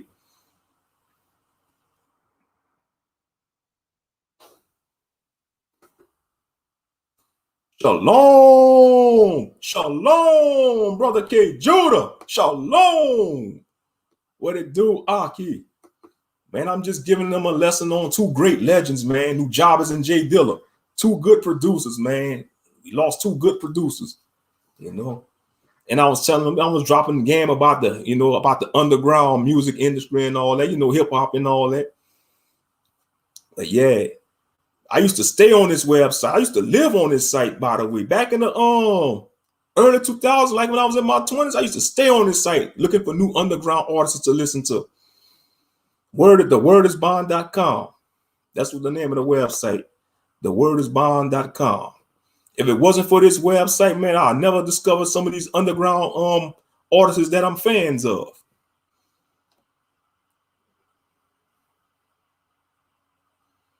Yeah, Mad Lib too. Yep.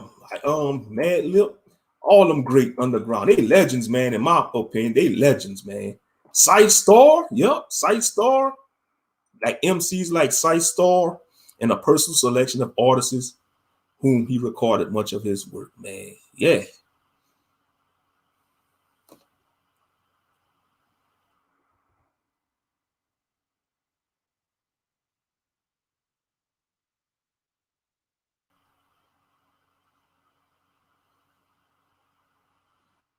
Yeah, but I think Jay Dilla, he passed away from lupus. He had lupus, the disease, you know.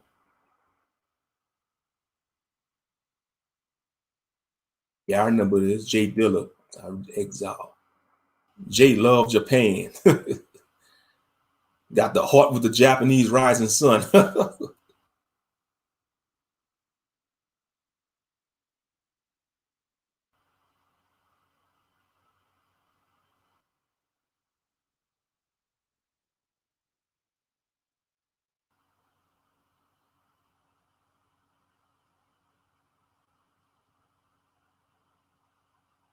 32, man. He was 32 years old when he passed away. Jay Dilla. He was 32. That's okay. His music gonna live on forever, man. Him and New Jobbies. Man, their music, I mean, there was a godsend, man. That was their mission. When the Most High allowed them to be born, that was their mission to create this music. And mission accomplished for both of them. Jay Dilla and New Jobbies, mission accomplished. May the Most High have mercy on y'all souls, man. Y'all willing, man. Hope to see them in the kingdom. And that's real talk, man. I don't care if New Jobbies is a Japanese Gentile. You know, music is a universal language. Just because I came into the truth, man, I'm not gonna stop listening to New Jobbies, man, or any type of Gentile music I love listening to. That's being a hypocrite. And I know you have some Israel like, oh man, that's Esau, man. He'll be like, hell, you listen to Esau music? Where you going to Esau Mall? Man, y'all gotta stop doing that shit, man. Real talk. But yeah, let me continue reading. Yep, 32.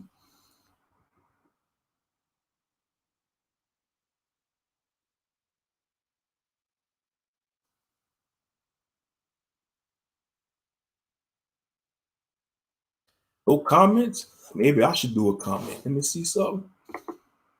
I'm gonna do a comment. I bid both of these great artists Godspeed.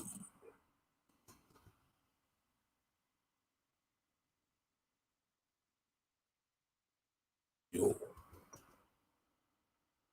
music shall live on for eons to come. For eons. It might not even let me post that. Let me see. Oh, I gotta share it on Facebook. Oh man, gotta log in. Oh, let's see. Hold up. Oh, I can log in with Google.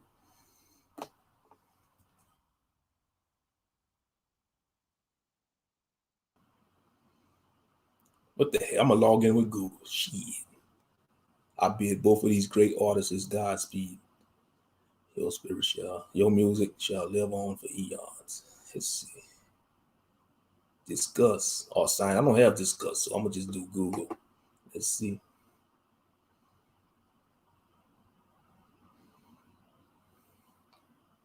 Shit, I should just do Ben the Goat Slayer. I don't know. Let's see. Man, what the hell? Post as Moshe Ben Yahuda Israel. Yeah. There I go. All right. Leave my mark. Pay my respects.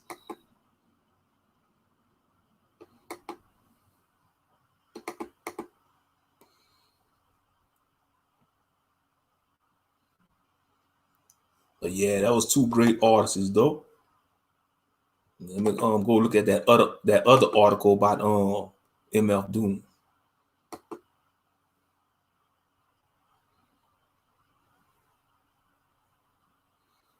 How MF Doom shook the underground.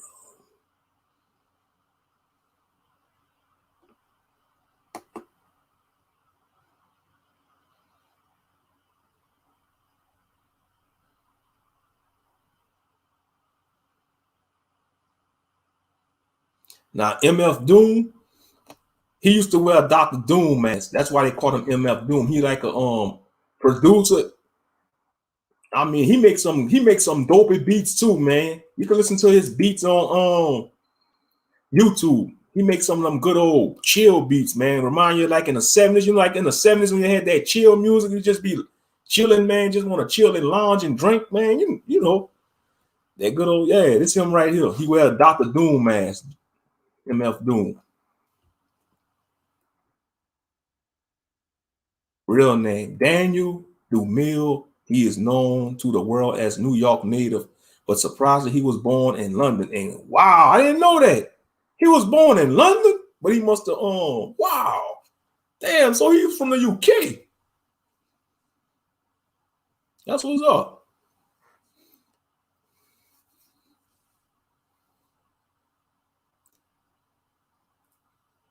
Damn, he been on the scene in 1988.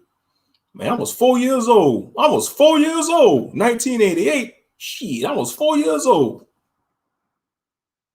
And so he been in the game. Damn, I didn't know that. So he must be old. He must be in his 40s. That's what's up. He still makes some good beats though.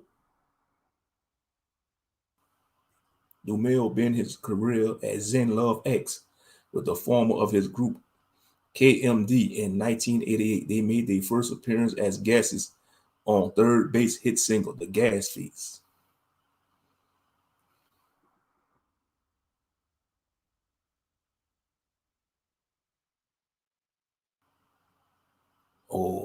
So his brother passed away. He had a brother, DJ Sub Rock.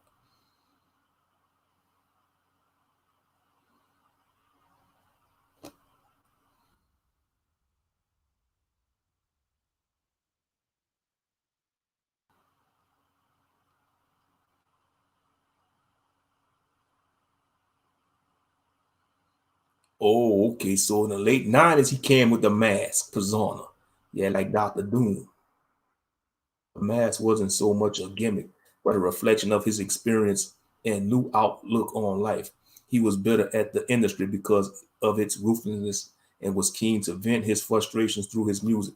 But this wasn't physical typical rapping, inspired by comic book characters and cinematic skits, which complemented his concepts. Operation Doomsday, which was released in 1999, with the critics hailing it as an underground classic. Yeah, and a lot of these underground rappers, man, what I know is about a lot of these underground rappers and artists, man, they some damn nerds, man. They into comic books and anime because sometimes in their lyrics they'll talk about like a comic book or anime. They fans of video games, anime, and comic books, but they still street cats too at the same time. They steal from the streets, you know. So basically, it's like they're the best. They like them. They're the best of both worlds. They're a street brother. They're a nerd, but if you push them, they'll bring that street brother out on you. Straight up.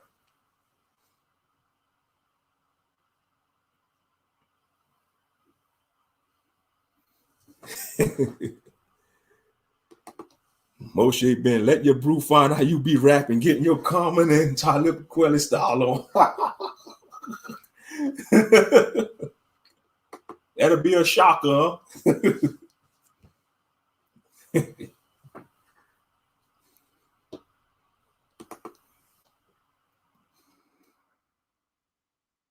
Yeah, but I don't mind the mask persona. That's unique though. You wear a mask. You wear a mask. You wear the Dr. Doom mask. And you see if you got good lyrics, man, people ain't gonna care about that. You can wear a damn Spartan helmet or a damn Viking helmet. Shit, if you got good lyrics and got the good energy, they don't care if you're wearing. Man, I don't care if you're wearing a damn Spartan helmet and carrying a Spartan shield with them. He put his fringes on. He a good rapper. He got good lyrics. Shit.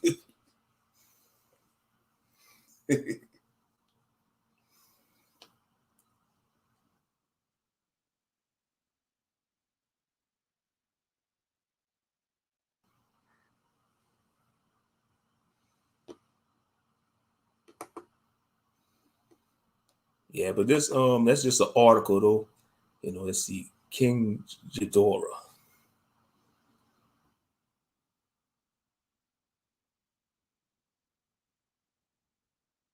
And so he been on the scene.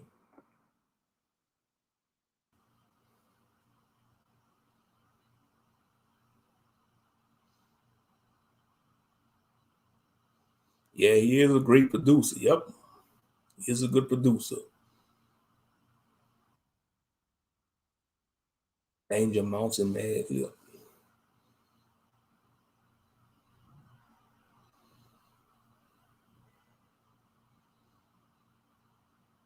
Oh, his sales was lost to file sharing sites and blogs. If you ask anyone to name an underground hip hop artist at this time, Doom will almost certainly have been top of the most people list. Exactly.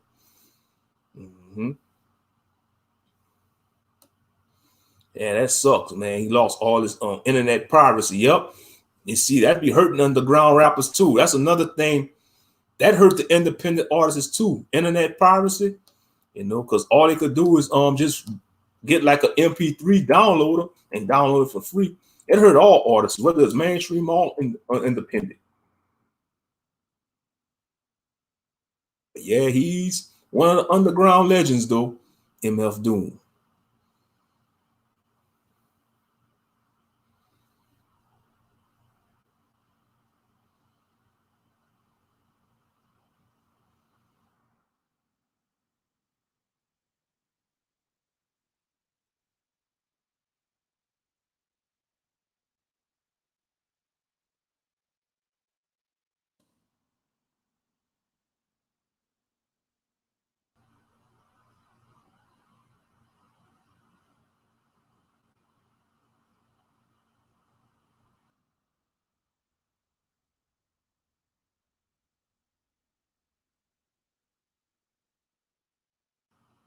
Yeah, I remember Cool Keith too.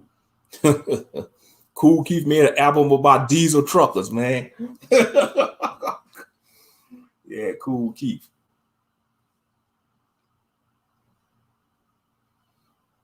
Godzilla asked us to stop making slave music.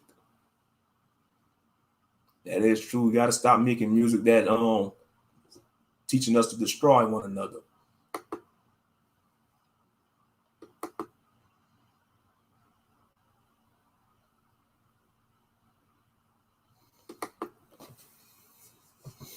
Man, if you even come out dressed out like a FBC fat bastard camps and spit gangster rap and still make it.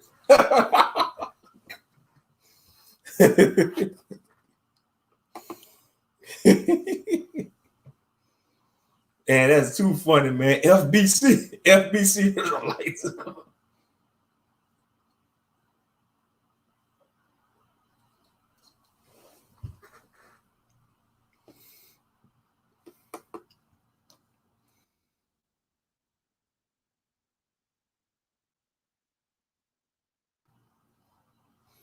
Slave music is an indictment of the way hip hop is being pimped to fuel the lucrative prison industrial complex. Music is power, and that music is being used to keep us on these slave ships. These are Godzilla's words as he showed us how music is being used to mentally chain us. True. And ultimately guide us down the wrong path. In a time where lyricism is practically non-existent or heavily equipped with the glorification of unrealistic lifestyles. Exactly.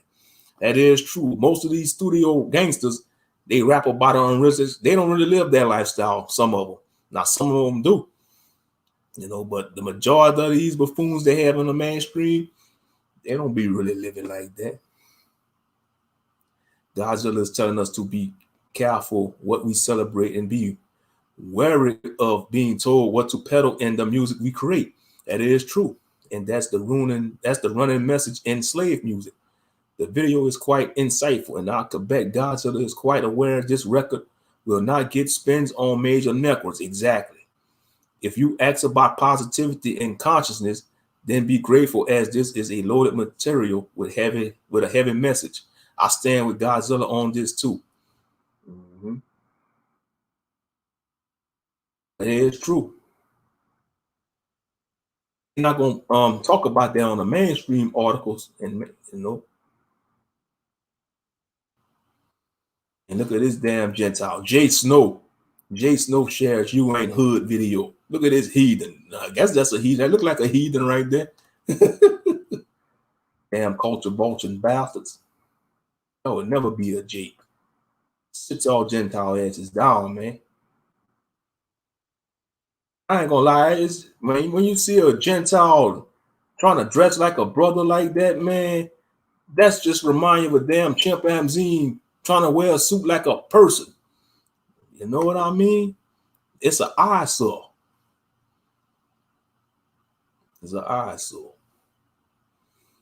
Because they hate us and they want to be us with their mental illness. Shit. But alrighty. That's enough of this website. I just wanted to show y'all that. Oh, that's the video about the stuff. Hold on, I gotta wait till the chat thing go. Man, where everybody at, man? Everybody must have went to sleep. It's all good. Hold on, I just refreshed my chat box.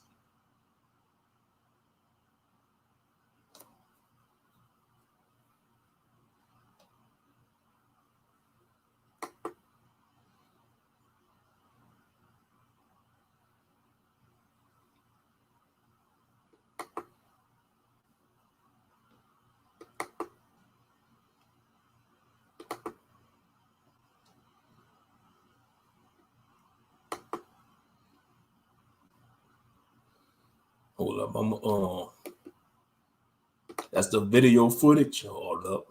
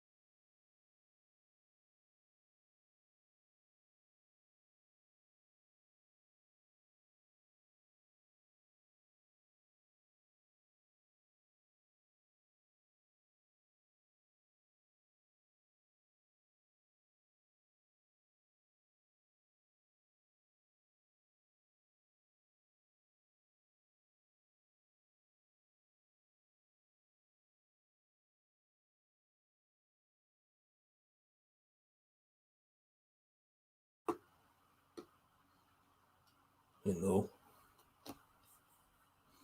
Yeah, man, it was pushing them like rag dolls. I saw the video. Oh crap! I didn't know they had sound. Y'all didn't hear my commentator. Oh, well, it's all good. But yeah, they started it first. They pushed the young man first. As I just saw the video, see the other brew that took his bag down to help his brew. But by the time that bag was down, they was all over him. And the first brew who damned them pushed them, and the chart down got light. Yeah, man, they all ganged up on him like a pack of hyenas. And you got this so-called Israelite council, they ain't gonna do nothing. They just gonna probably let it slide. Now these two young men, they gonna be embarrassed for the rest of their life. And sadly, it might get to their psyche. They might not want to claim being an Israelite no more.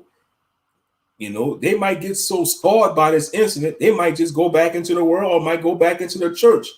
And they might end up becoming one of these apologetics that's come against the Israelites. They might go side up with Vocab Malone because of this incident. And you see, Sakura and them, they so stupid. The apologists will use that incident against them, like Vocab Malone and all the Christians. They go, you see, them Israelites, they all about violence. They ain't about the love of Jesus. They all about beating people up and angry. Man, we don't play the guilt by association game around here. We don't. Don't let them play the guilt by association game. Straight up. But yeah, they pushed him first. He must have really called them out. The truth hurt him. They are mamsers. The truth hurt. You can't get mad at the truth. I don't care how many scriptures they know, how many breakdowns they do, how many lessons. At the end of the day, he ain't a Levite. He's not a Levite. Elazar, aka Guerrilla Hebrew, he's not a Levite. You can't be a mamzer and be a Levite. That's against Torah. You gotta be a full-blooded Levite. You gotta marry a Levite woman. You gotta make sure she bear Levite children. Well, she gonna bear your Levite children, because if you're a Levite and she a Levite, y'all gonna bring forth Levite children. And he ain't no damn Levite, man. He a mamzer. You know, you need to accept the truth, what he is. But he not going to accept it because he under a strong delusion. He know he got to face the fact every day when he wake up that when he look himself in the mirror, he ain't going to see no full-blooded Israelite. He going to see a half-breed, a mamzer. And I know it hurts. It hurts. Because if I was a mamzer, it hurt me too. If I was a mamzer, it hurt me too. But instead of getting hurt, just accept your place in trying to get salvation. Because even though you biracial in the mountain, you still could serve the Most High in Christ. But you cannot have a leadership position amongst the full-blooded Hebrews and Israelites. And that's when he going off it. But Cap definitely will use that footage as much as he hate us so bad. Exactly, Ariel. I'm telling you, he will. And it's going to be him and the other Christian evangelists. That's going to be good ammunition for him.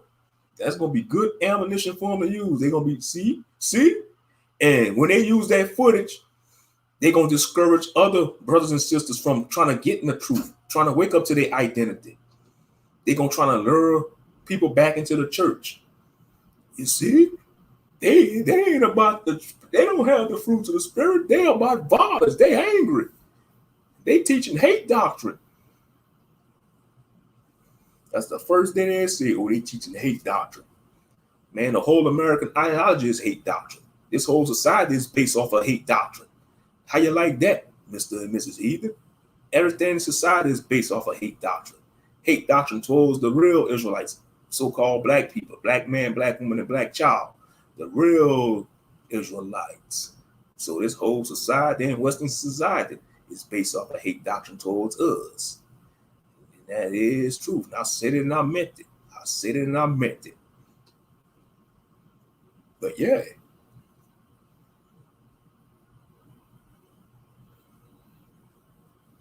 You know, yeah, they pushed that young man. I mean, when they tossed him like that, I mean, like they threw him like he was nothing. He was a light dude, a skinny young man. You know, he was a college student, man. And they all ganged up on the other dude like that. And it's so said it was a unity camp.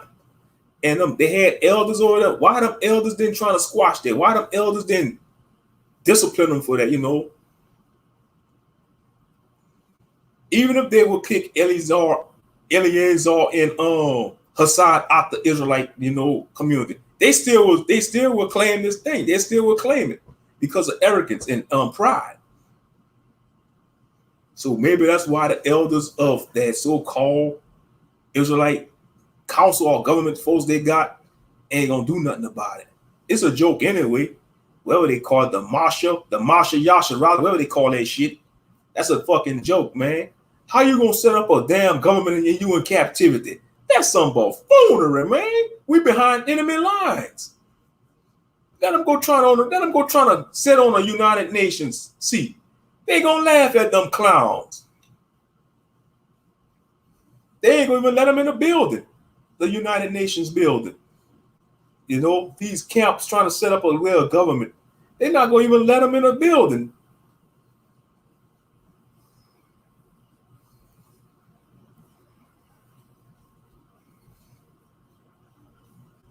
And you see when they doing that, they trying to steal the Most High's glory when they doing that, setting up a government amongst Israelite camps. They trying to steal the Most High glory, man. They don't want to wait on the Most High in Christ. They want to set up their own kingdom within captivity. And that's the problem with a lot of these camps and certain Israelite groups. They want to set up a kingdom in captivity. And that's not going to fly. Because, man, these Gentiles, man, they going to catch a hold of that. They're going to try to overturn it. Or unless you're an agent for them.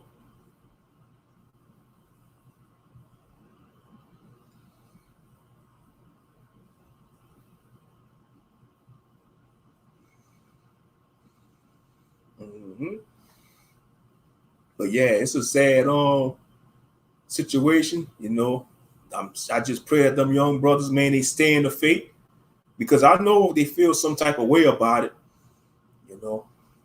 Man, I think little sister went to sleep, man. Michaela probably went to sleep. It's all good though. Appreciate her for tuning in. Appreciate all of y'all for tuning in. But yeah, it was wrong what they did.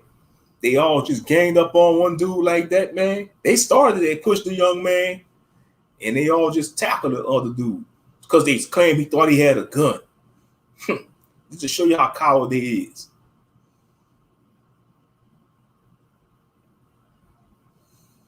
I'm telling you, because if they did that to the wrong, they did that to some real solid brothers from the street.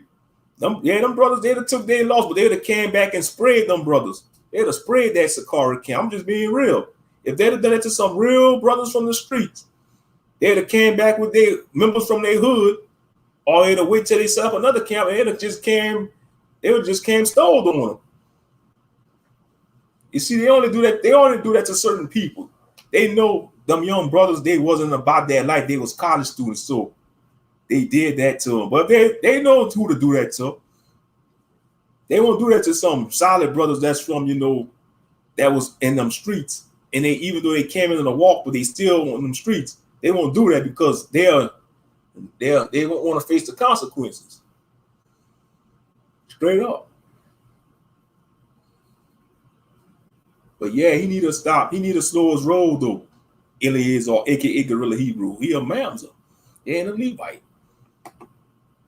Everybody has their own salvation and are saved for certain reasons. Okay, Gentiles, it's just Israel, which are us, and we are the real Yahudim, or Jews, and the only one who gets the kingdom, the promises, and the covenants. Right? Yeah.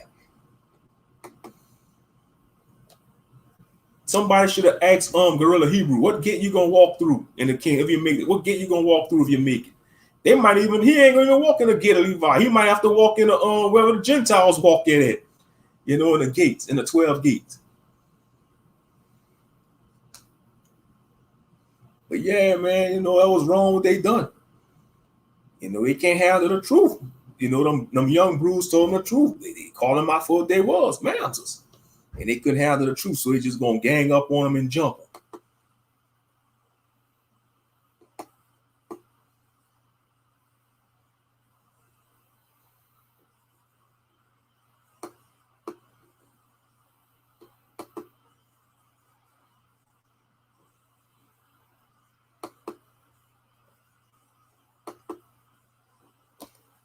Yeah, but they're gonna get there as though in the long run if they don't repent, because they're arrogant.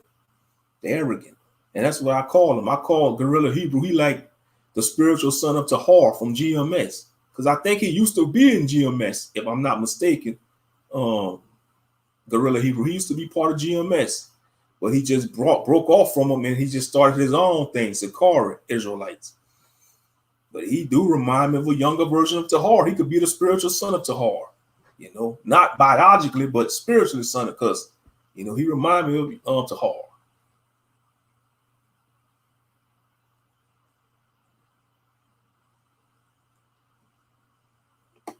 Moshe Ben, if I was replaced with the little brother and Master Moshe was the other brew with the book bag, they wouldn't never did that. Oh, hell no. They won't do that to brothers like y'all. If that had been us, man, if that had been K. Judah, Master, and y'all, shit. They won't do that shit to y'all, man. They know better.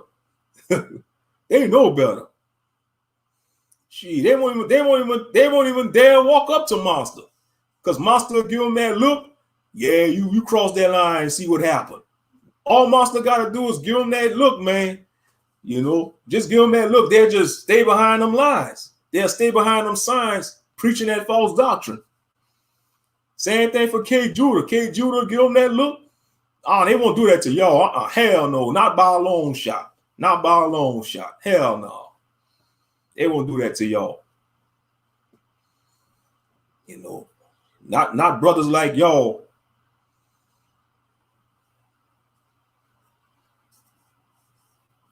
Hell no.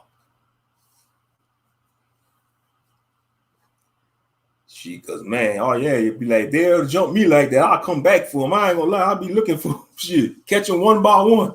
Get a damn hammer and put on a mask or something. Catch them in the alley and just start clocking them with that hammer or something. Shit.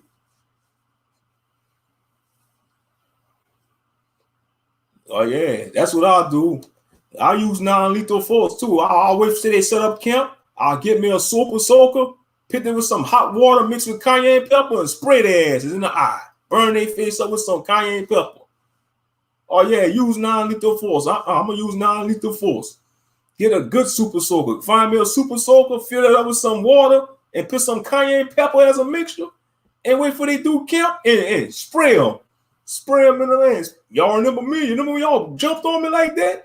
And if they come close, I have a stun gun with me too. If they're trying to come up close, I zap them with a taser. Or better yet, get a can of wall spray. Because man, a heathen told me, man, you could spray somebody in the eye with some wall spray. Man, that'll mess their face up. It'd be worse than pepper spray. She get that can of wall spray and spray in their face. There's the cap, the stabilizer.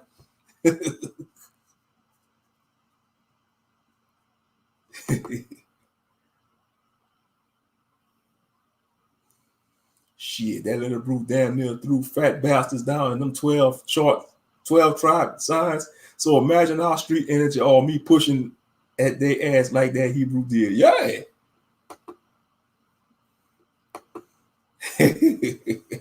For real. They won't do that to y'all, man. Hell no.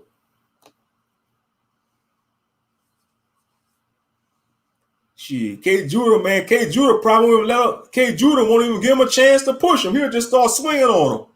He'll just start swinging on him, man. Trying to connect them punches to their face, their eyes. Probably have given them some black eyes, busting the nose, busting the lip. Shit. Y'all know they won't do that to y'all. Hell no. Hell no, man.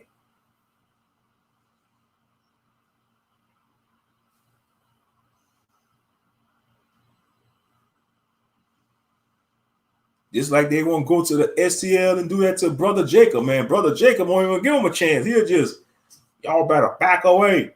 Hey, I ain't playing with y'all. Y'all don't know how I get. Y'all don't know who y'all dealing with around here. Y'all don't know what y'all dealing with. Y'all better back off. Y'all better slow y'all roll, Hebrew. Slow your roll, you damn mamzer. You ain't even a Hebrew. You're a damn mamzer. I call you a mamzer. What you gonna do about it? What you gonna do about it? Huh, you mamzer bastard? You damn mamzer son of a bitch. You ain't gonna come jump me. You better not. You don't know who you dealing with, boy. I'm from nasty hell. Shit. Oh yeah.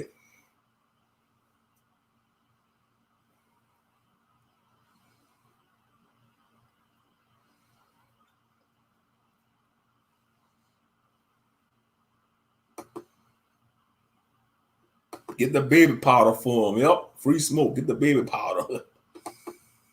K. Judah so tall and arms so long. That shit would have been like Muhammad Ali fighting their ass. Yeah. Like I said, they won't do that to y'all though. And you see, when you approach them camps, you got to make sure you don't approach them by yourself. Make sure you have a group. That's a legend. See that every Israelite should learn from that situation.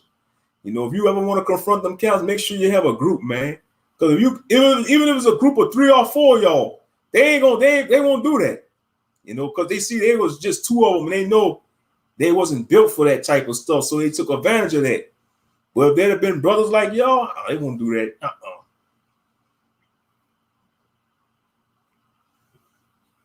Like I said, they know who to attack. They know who to attack.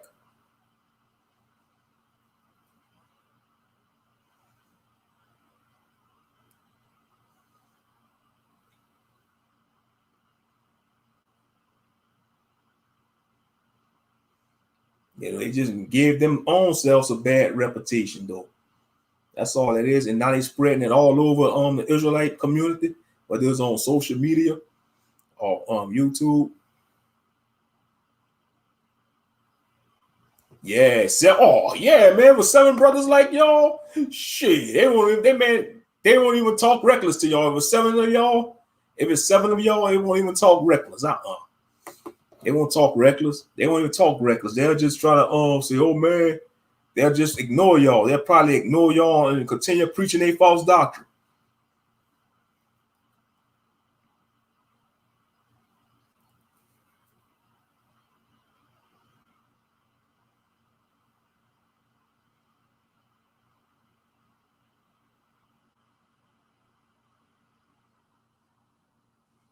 But yeah, you know, like I said, you know, the situation, it was cowardly. It was a cowardly situation. You know, the whole camp against 2 people, man, that's coward, you know. The whole camp just gonna jump on 2 young men.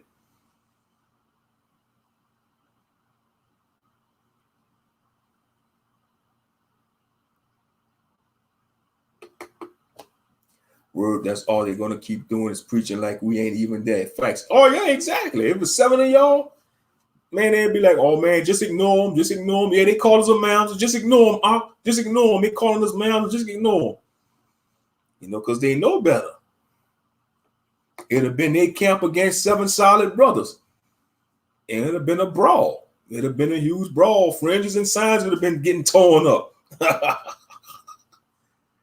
They'd have to call in the authorities, get the paddy wagons. They have to separate them in the paddy wagons. You can't put them in the same cells because they're gonna continue to fight. And that's what they did too when they called the authorities on them. They ran. The camp members ran. They went hiding. And then had the nerve to go do a video on Instagram talking all mad shit. Oh man, you see when you call us mountains? That's what we're gonna do. We do that. That's how we get down. But y'all ran because when they call the authorities, y'all ran like some cows. You know? Gonna run like some cows. Y'all feel all big and bad because like it's the whole camp against 2 people. They feel all big and bad now. But when they went call the authorities, they're gonna go run. They will go run and hide. Don't want to face the music.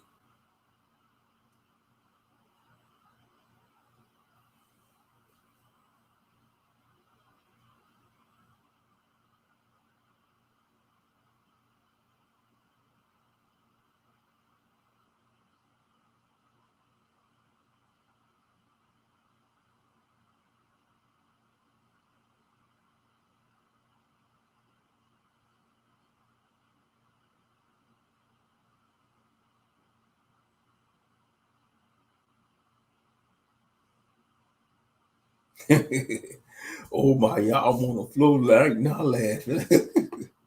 Hey, oh ma'ams are cowards. Want to talk all that mad noise on Instagram.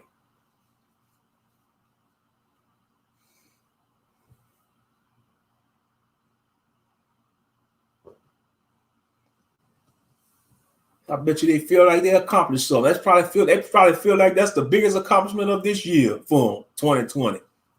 You know, Hazard and Eleazar, aka Guerrilla Hebrew. They probably feel like they accomplished something from doing that. But if it would have been another nation calling them that, they won't even do that. I'm telling you, it would have been a Caucasian or Arab or even a Hamite or a Mexican calling them that. They won't do nothing about it. They'll just ignore it. But they knew who to do that to, though. They knew that was two young jakes. They was college students. They was nerdy and stuff. They wasn't street brothers. Because if there'd have been some street brothers, I guarantee y'all they won't even do that. They know better. They know better.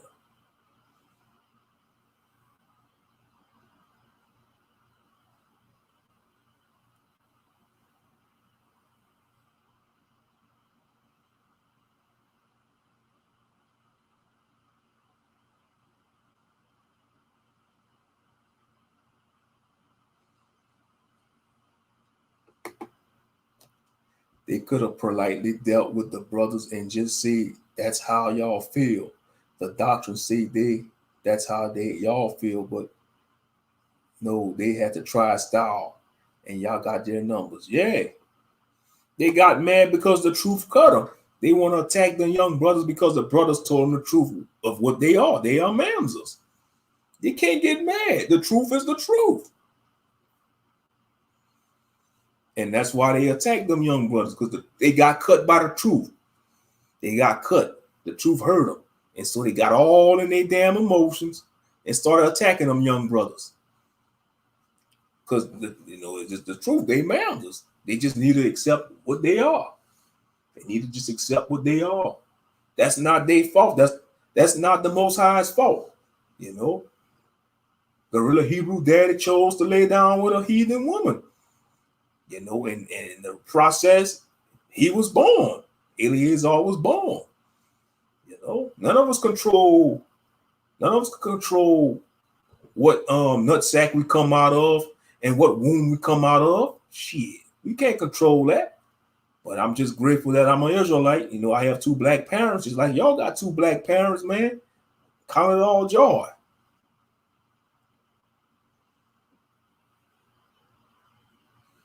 No, Moshe, no cut them. Not that good as Hebrews chapter 4, verse 12. Yeah, Hebrews chapter 4, verse 12. The word, yep, is a double-edged sword.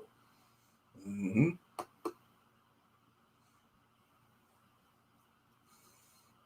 And they think they big and bad because they attack two young brews like that. They think they big and bad, y'all. Talking all that mad stuff. And now they want to get mad at FOPE. And Mahara call, he on this channel, all he do is make videos slandering other Israelites. He beefing with IUIC. He beefing with FOPE. Now he attacking Jonathan Taylor or Daria, calling them Smeagol and all that from Lord of the Rings, calling them Smeagol and all that. I mean, that's all his content is. Mahara call, Israel, all he do is slander other Israelites and attack them. That's why I say, man, these camps are all a joke, man. They hate each other. They talk about each other, man. All in One West camps, man. It's 2020. It's time for Israelites, man, to break away from the One West doctrine, break away from the One West doctrine and become set apart. Join a set apart congregation, that really want to walk set apart, Because, man, these campers, they ain't set apart. They more carnal minded. Yeah, they wear the garments. They keep the holy days, the feast days, but they still carnal minded. And we just saw that example with those two mamsers, what they did to them brothers. Them brothers, man, they carnal minded. Them buffoons carnal minded. They carnal minded. Straight up. They don't have the fruits of the Spirit. Sakar and them don't have the fruit of the Spirit. Because if they was walking in the fruits of the Spirit and was true ambassadors of Christ, they won't did that what they did. They won't do that. They want to attack them brothers like that.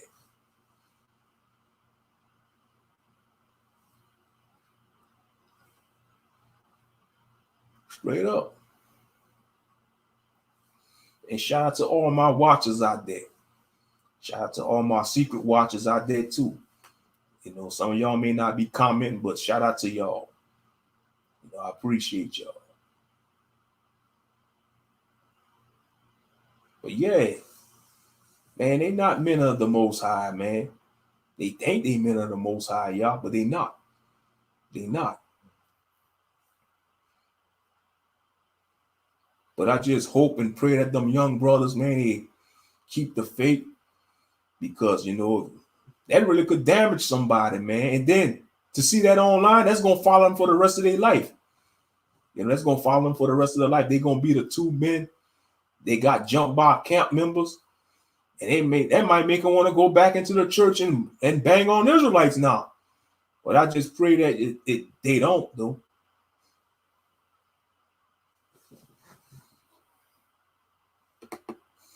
At least IUIC back on point more than most of these camps, because they don't deny that the 10 tribes anymore that they are found overseas. Yeah.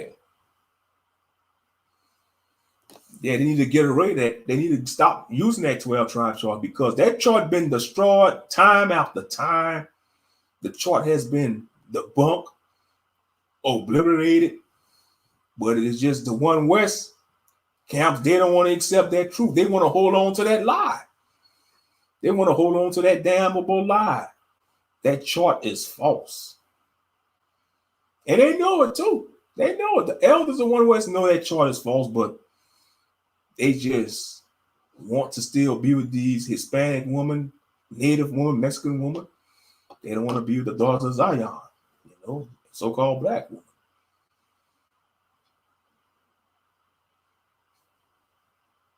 But yeah,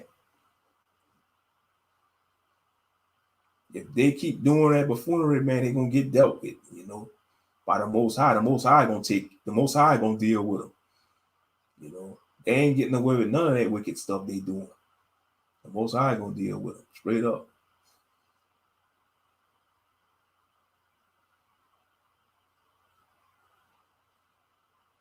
They better just hope them young brothers, man, don't get their weight up and get their hands on a firearm or something and come look for their behinds, you know.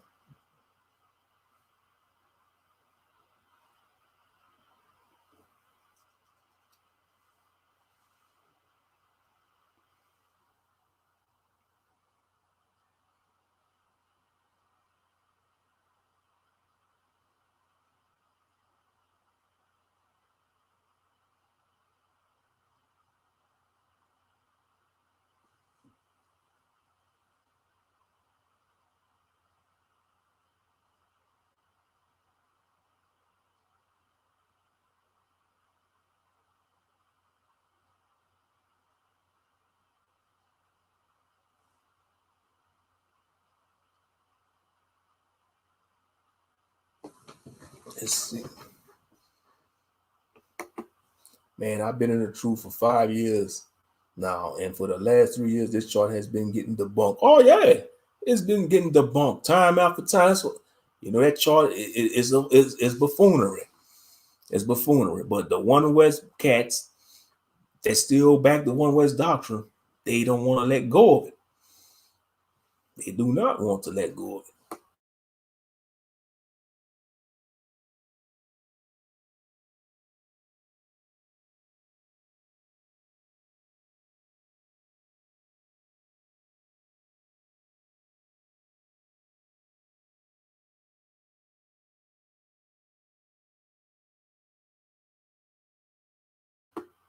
But like I was saying, yeah, that chart, man, is a stumbling block. It's a huge stumbling block across amongst Israel. It's a huge stumbling block. And they got a lot to pay for that too. They got a lot to pay for lying so much. So many people been lied to, you know, based off of that chart.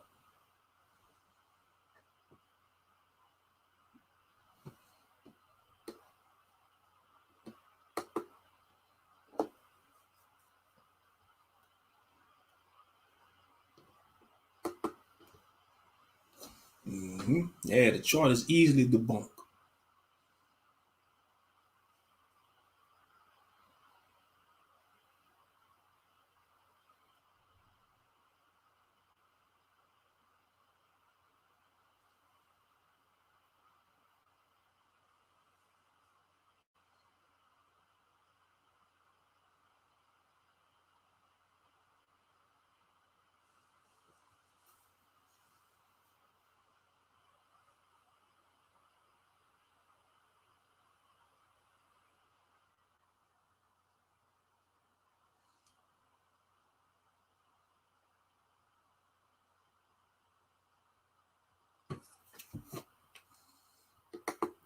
Y'all looking and watching just like my avatar because they got too much blood on their hands. All just because of that chart. Yeah. They don't realize they create more mammals with that chart. That chart alone created more mammals amongst our nation, amongst Israel. And like I said, you can't fault the children because the children didn't ask to be born as mammals, but it's a lot of confusion, man, because of that damn chart in these camps.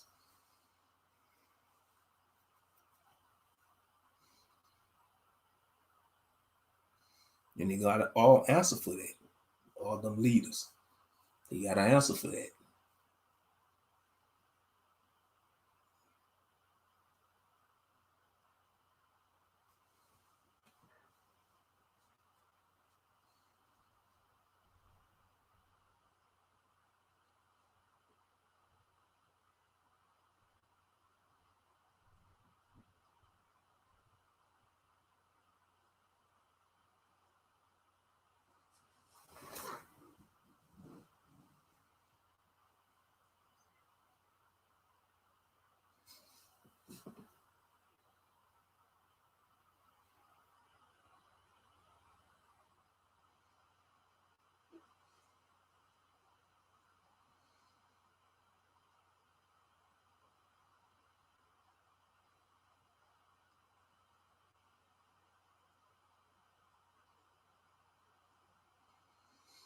But all right, we're about 2 hours and 21 minutes, about 3 minutes after 3 in the morning. Yeah. Like I say, man, it was a good live tonight. Like I said, I fired up this live stream because I was bored, man, Thought it was going to have a conference call, but Brother K. Judah probably was busy. It's all good. I say, I'm going to do a live stream. I don't have to go to work till about 2 in the afternoon, so it's all good. But like I said, we ain't going to be observing no Thanksgiving. Hopefully K. Judah go live Thursday. If not, I'll set up something. But most likely he'll probably go live Thursday. So I'm going to be on standby. Just like the rest of the family. Y'all willing? We'll be on standby if you go live Thursday.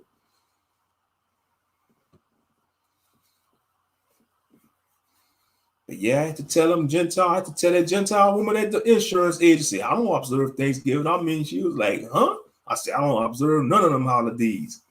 She had a shocked look in her face too, Ariel. She had a shocked look. She was like, you ready for Thanksgiving? I was like, I don't observe Thanksgiving. She was like, huh? I don't observe none of them holidays. It's been like that for 8 to 10 years at least.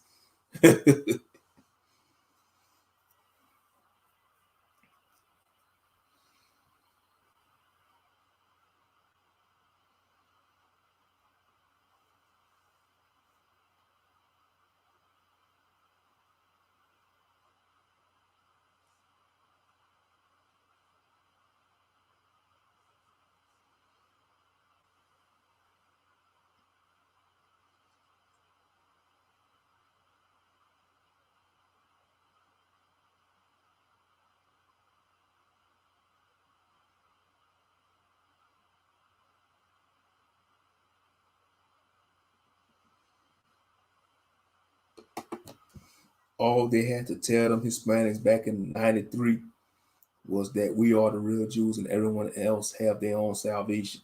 If you want to know what's yours, go in the book and get thy own understanding for thyself. Exactly. But no, man, they figured they just want to, they added Hispanics and all them other groups for the women and money,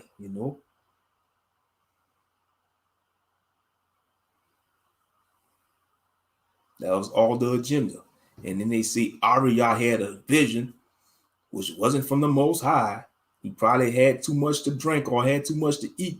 And he fell asleep and had a crazy dream, a ragu vision. Talking about he had that from the Most High. Nah, that's nonsense. And then he came up with the 12 tribe chart.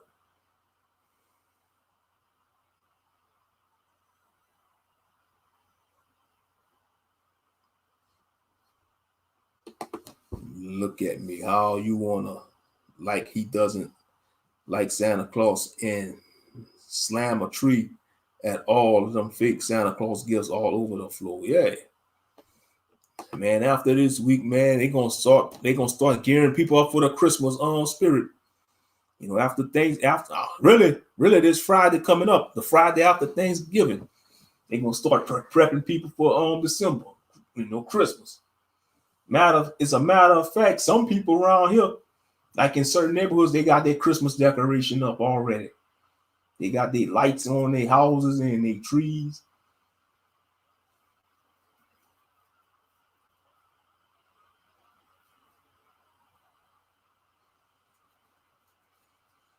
But I'm sure the Christmas parade is gonna be canceled down here though, because a lot of stuff was gonna be canceled because of the COVID. And what's sad? People still gonna be trying to go out of town and out of state come this Thursday to travel to go visit their relatives instead of stay home.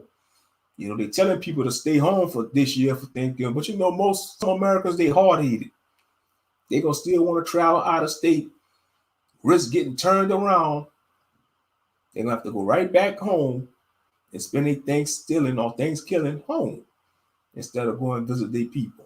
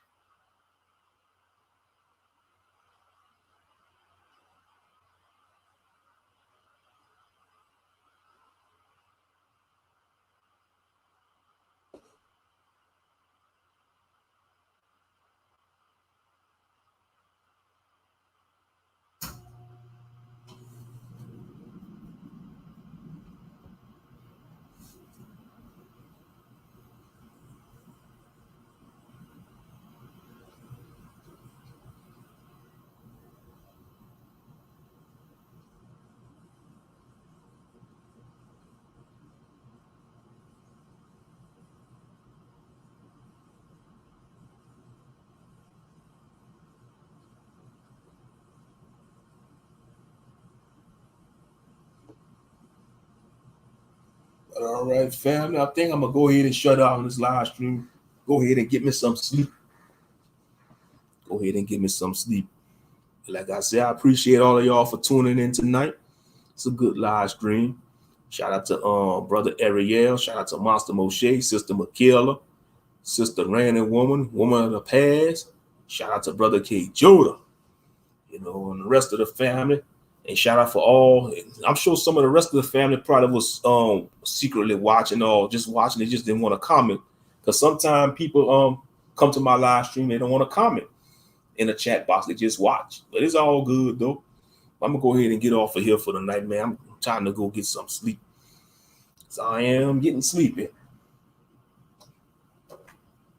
I will be live Friday. Okay, Friday. Oh, I gotta work Friday. Shit. I gotta work Friday, man. Shit. But it's all good though. But Friday evening or Friday morning, probably Friday evening.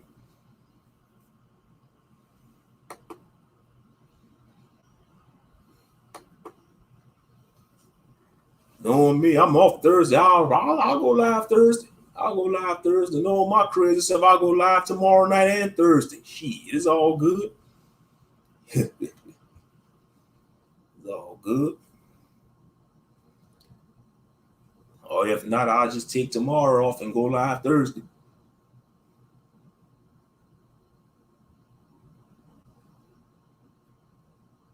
Yeah, I love y'all, the Pure Heart family. Y'all enjoy the rest of y'all morning, night, whatever. Shit, it's still in the wee hours of the night. But yeah.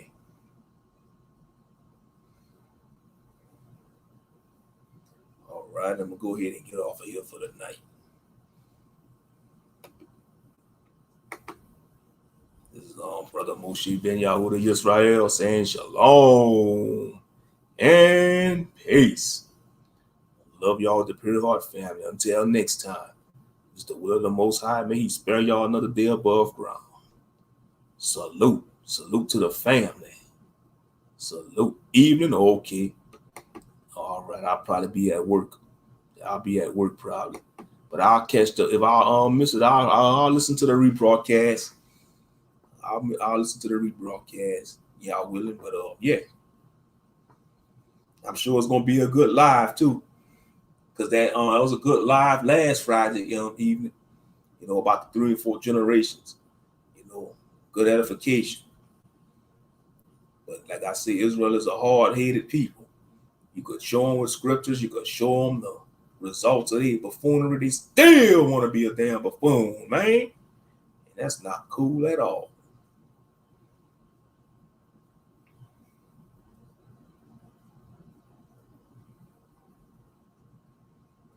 Yeah, but all right. All right, I'll chop it up with y'all probably later on today, y'all willing or whenever. Until then, shalom and peace. By the way, man, I can't believe that steak video I did got over 500 views. See, man, I think YouTube, they allow certain videos to get notification and views. But if it's any other videos they're doing, how come my lives all lessons I do all messages get 500 views? It's always sensitive stuff. Now, don't get me wrong, ain't nothing, it's meaningless stuff. No, what I want to see. Don't get it wrong. I love posting food videos, but that's to show you people rather see buffoonery, man. Not that I'm saying cooking a steak is buffoonery, but I would rather let our lives end when we swing a sword get over 500 views than for me a cooking video or a food video. And I'm sure the views gonna go up. Maybe that might help my channel subscribe. But you know what's sad? Even if they just subscribe to my channel, they ain't gonna come listen to none of my other lives or stuff when we talk about the scriptures and Israel. But it was senseless stuff. They gonna gravitate to it. But it is what it is, though. All right, family. I love y'all with the pure heart. Shalom and peace.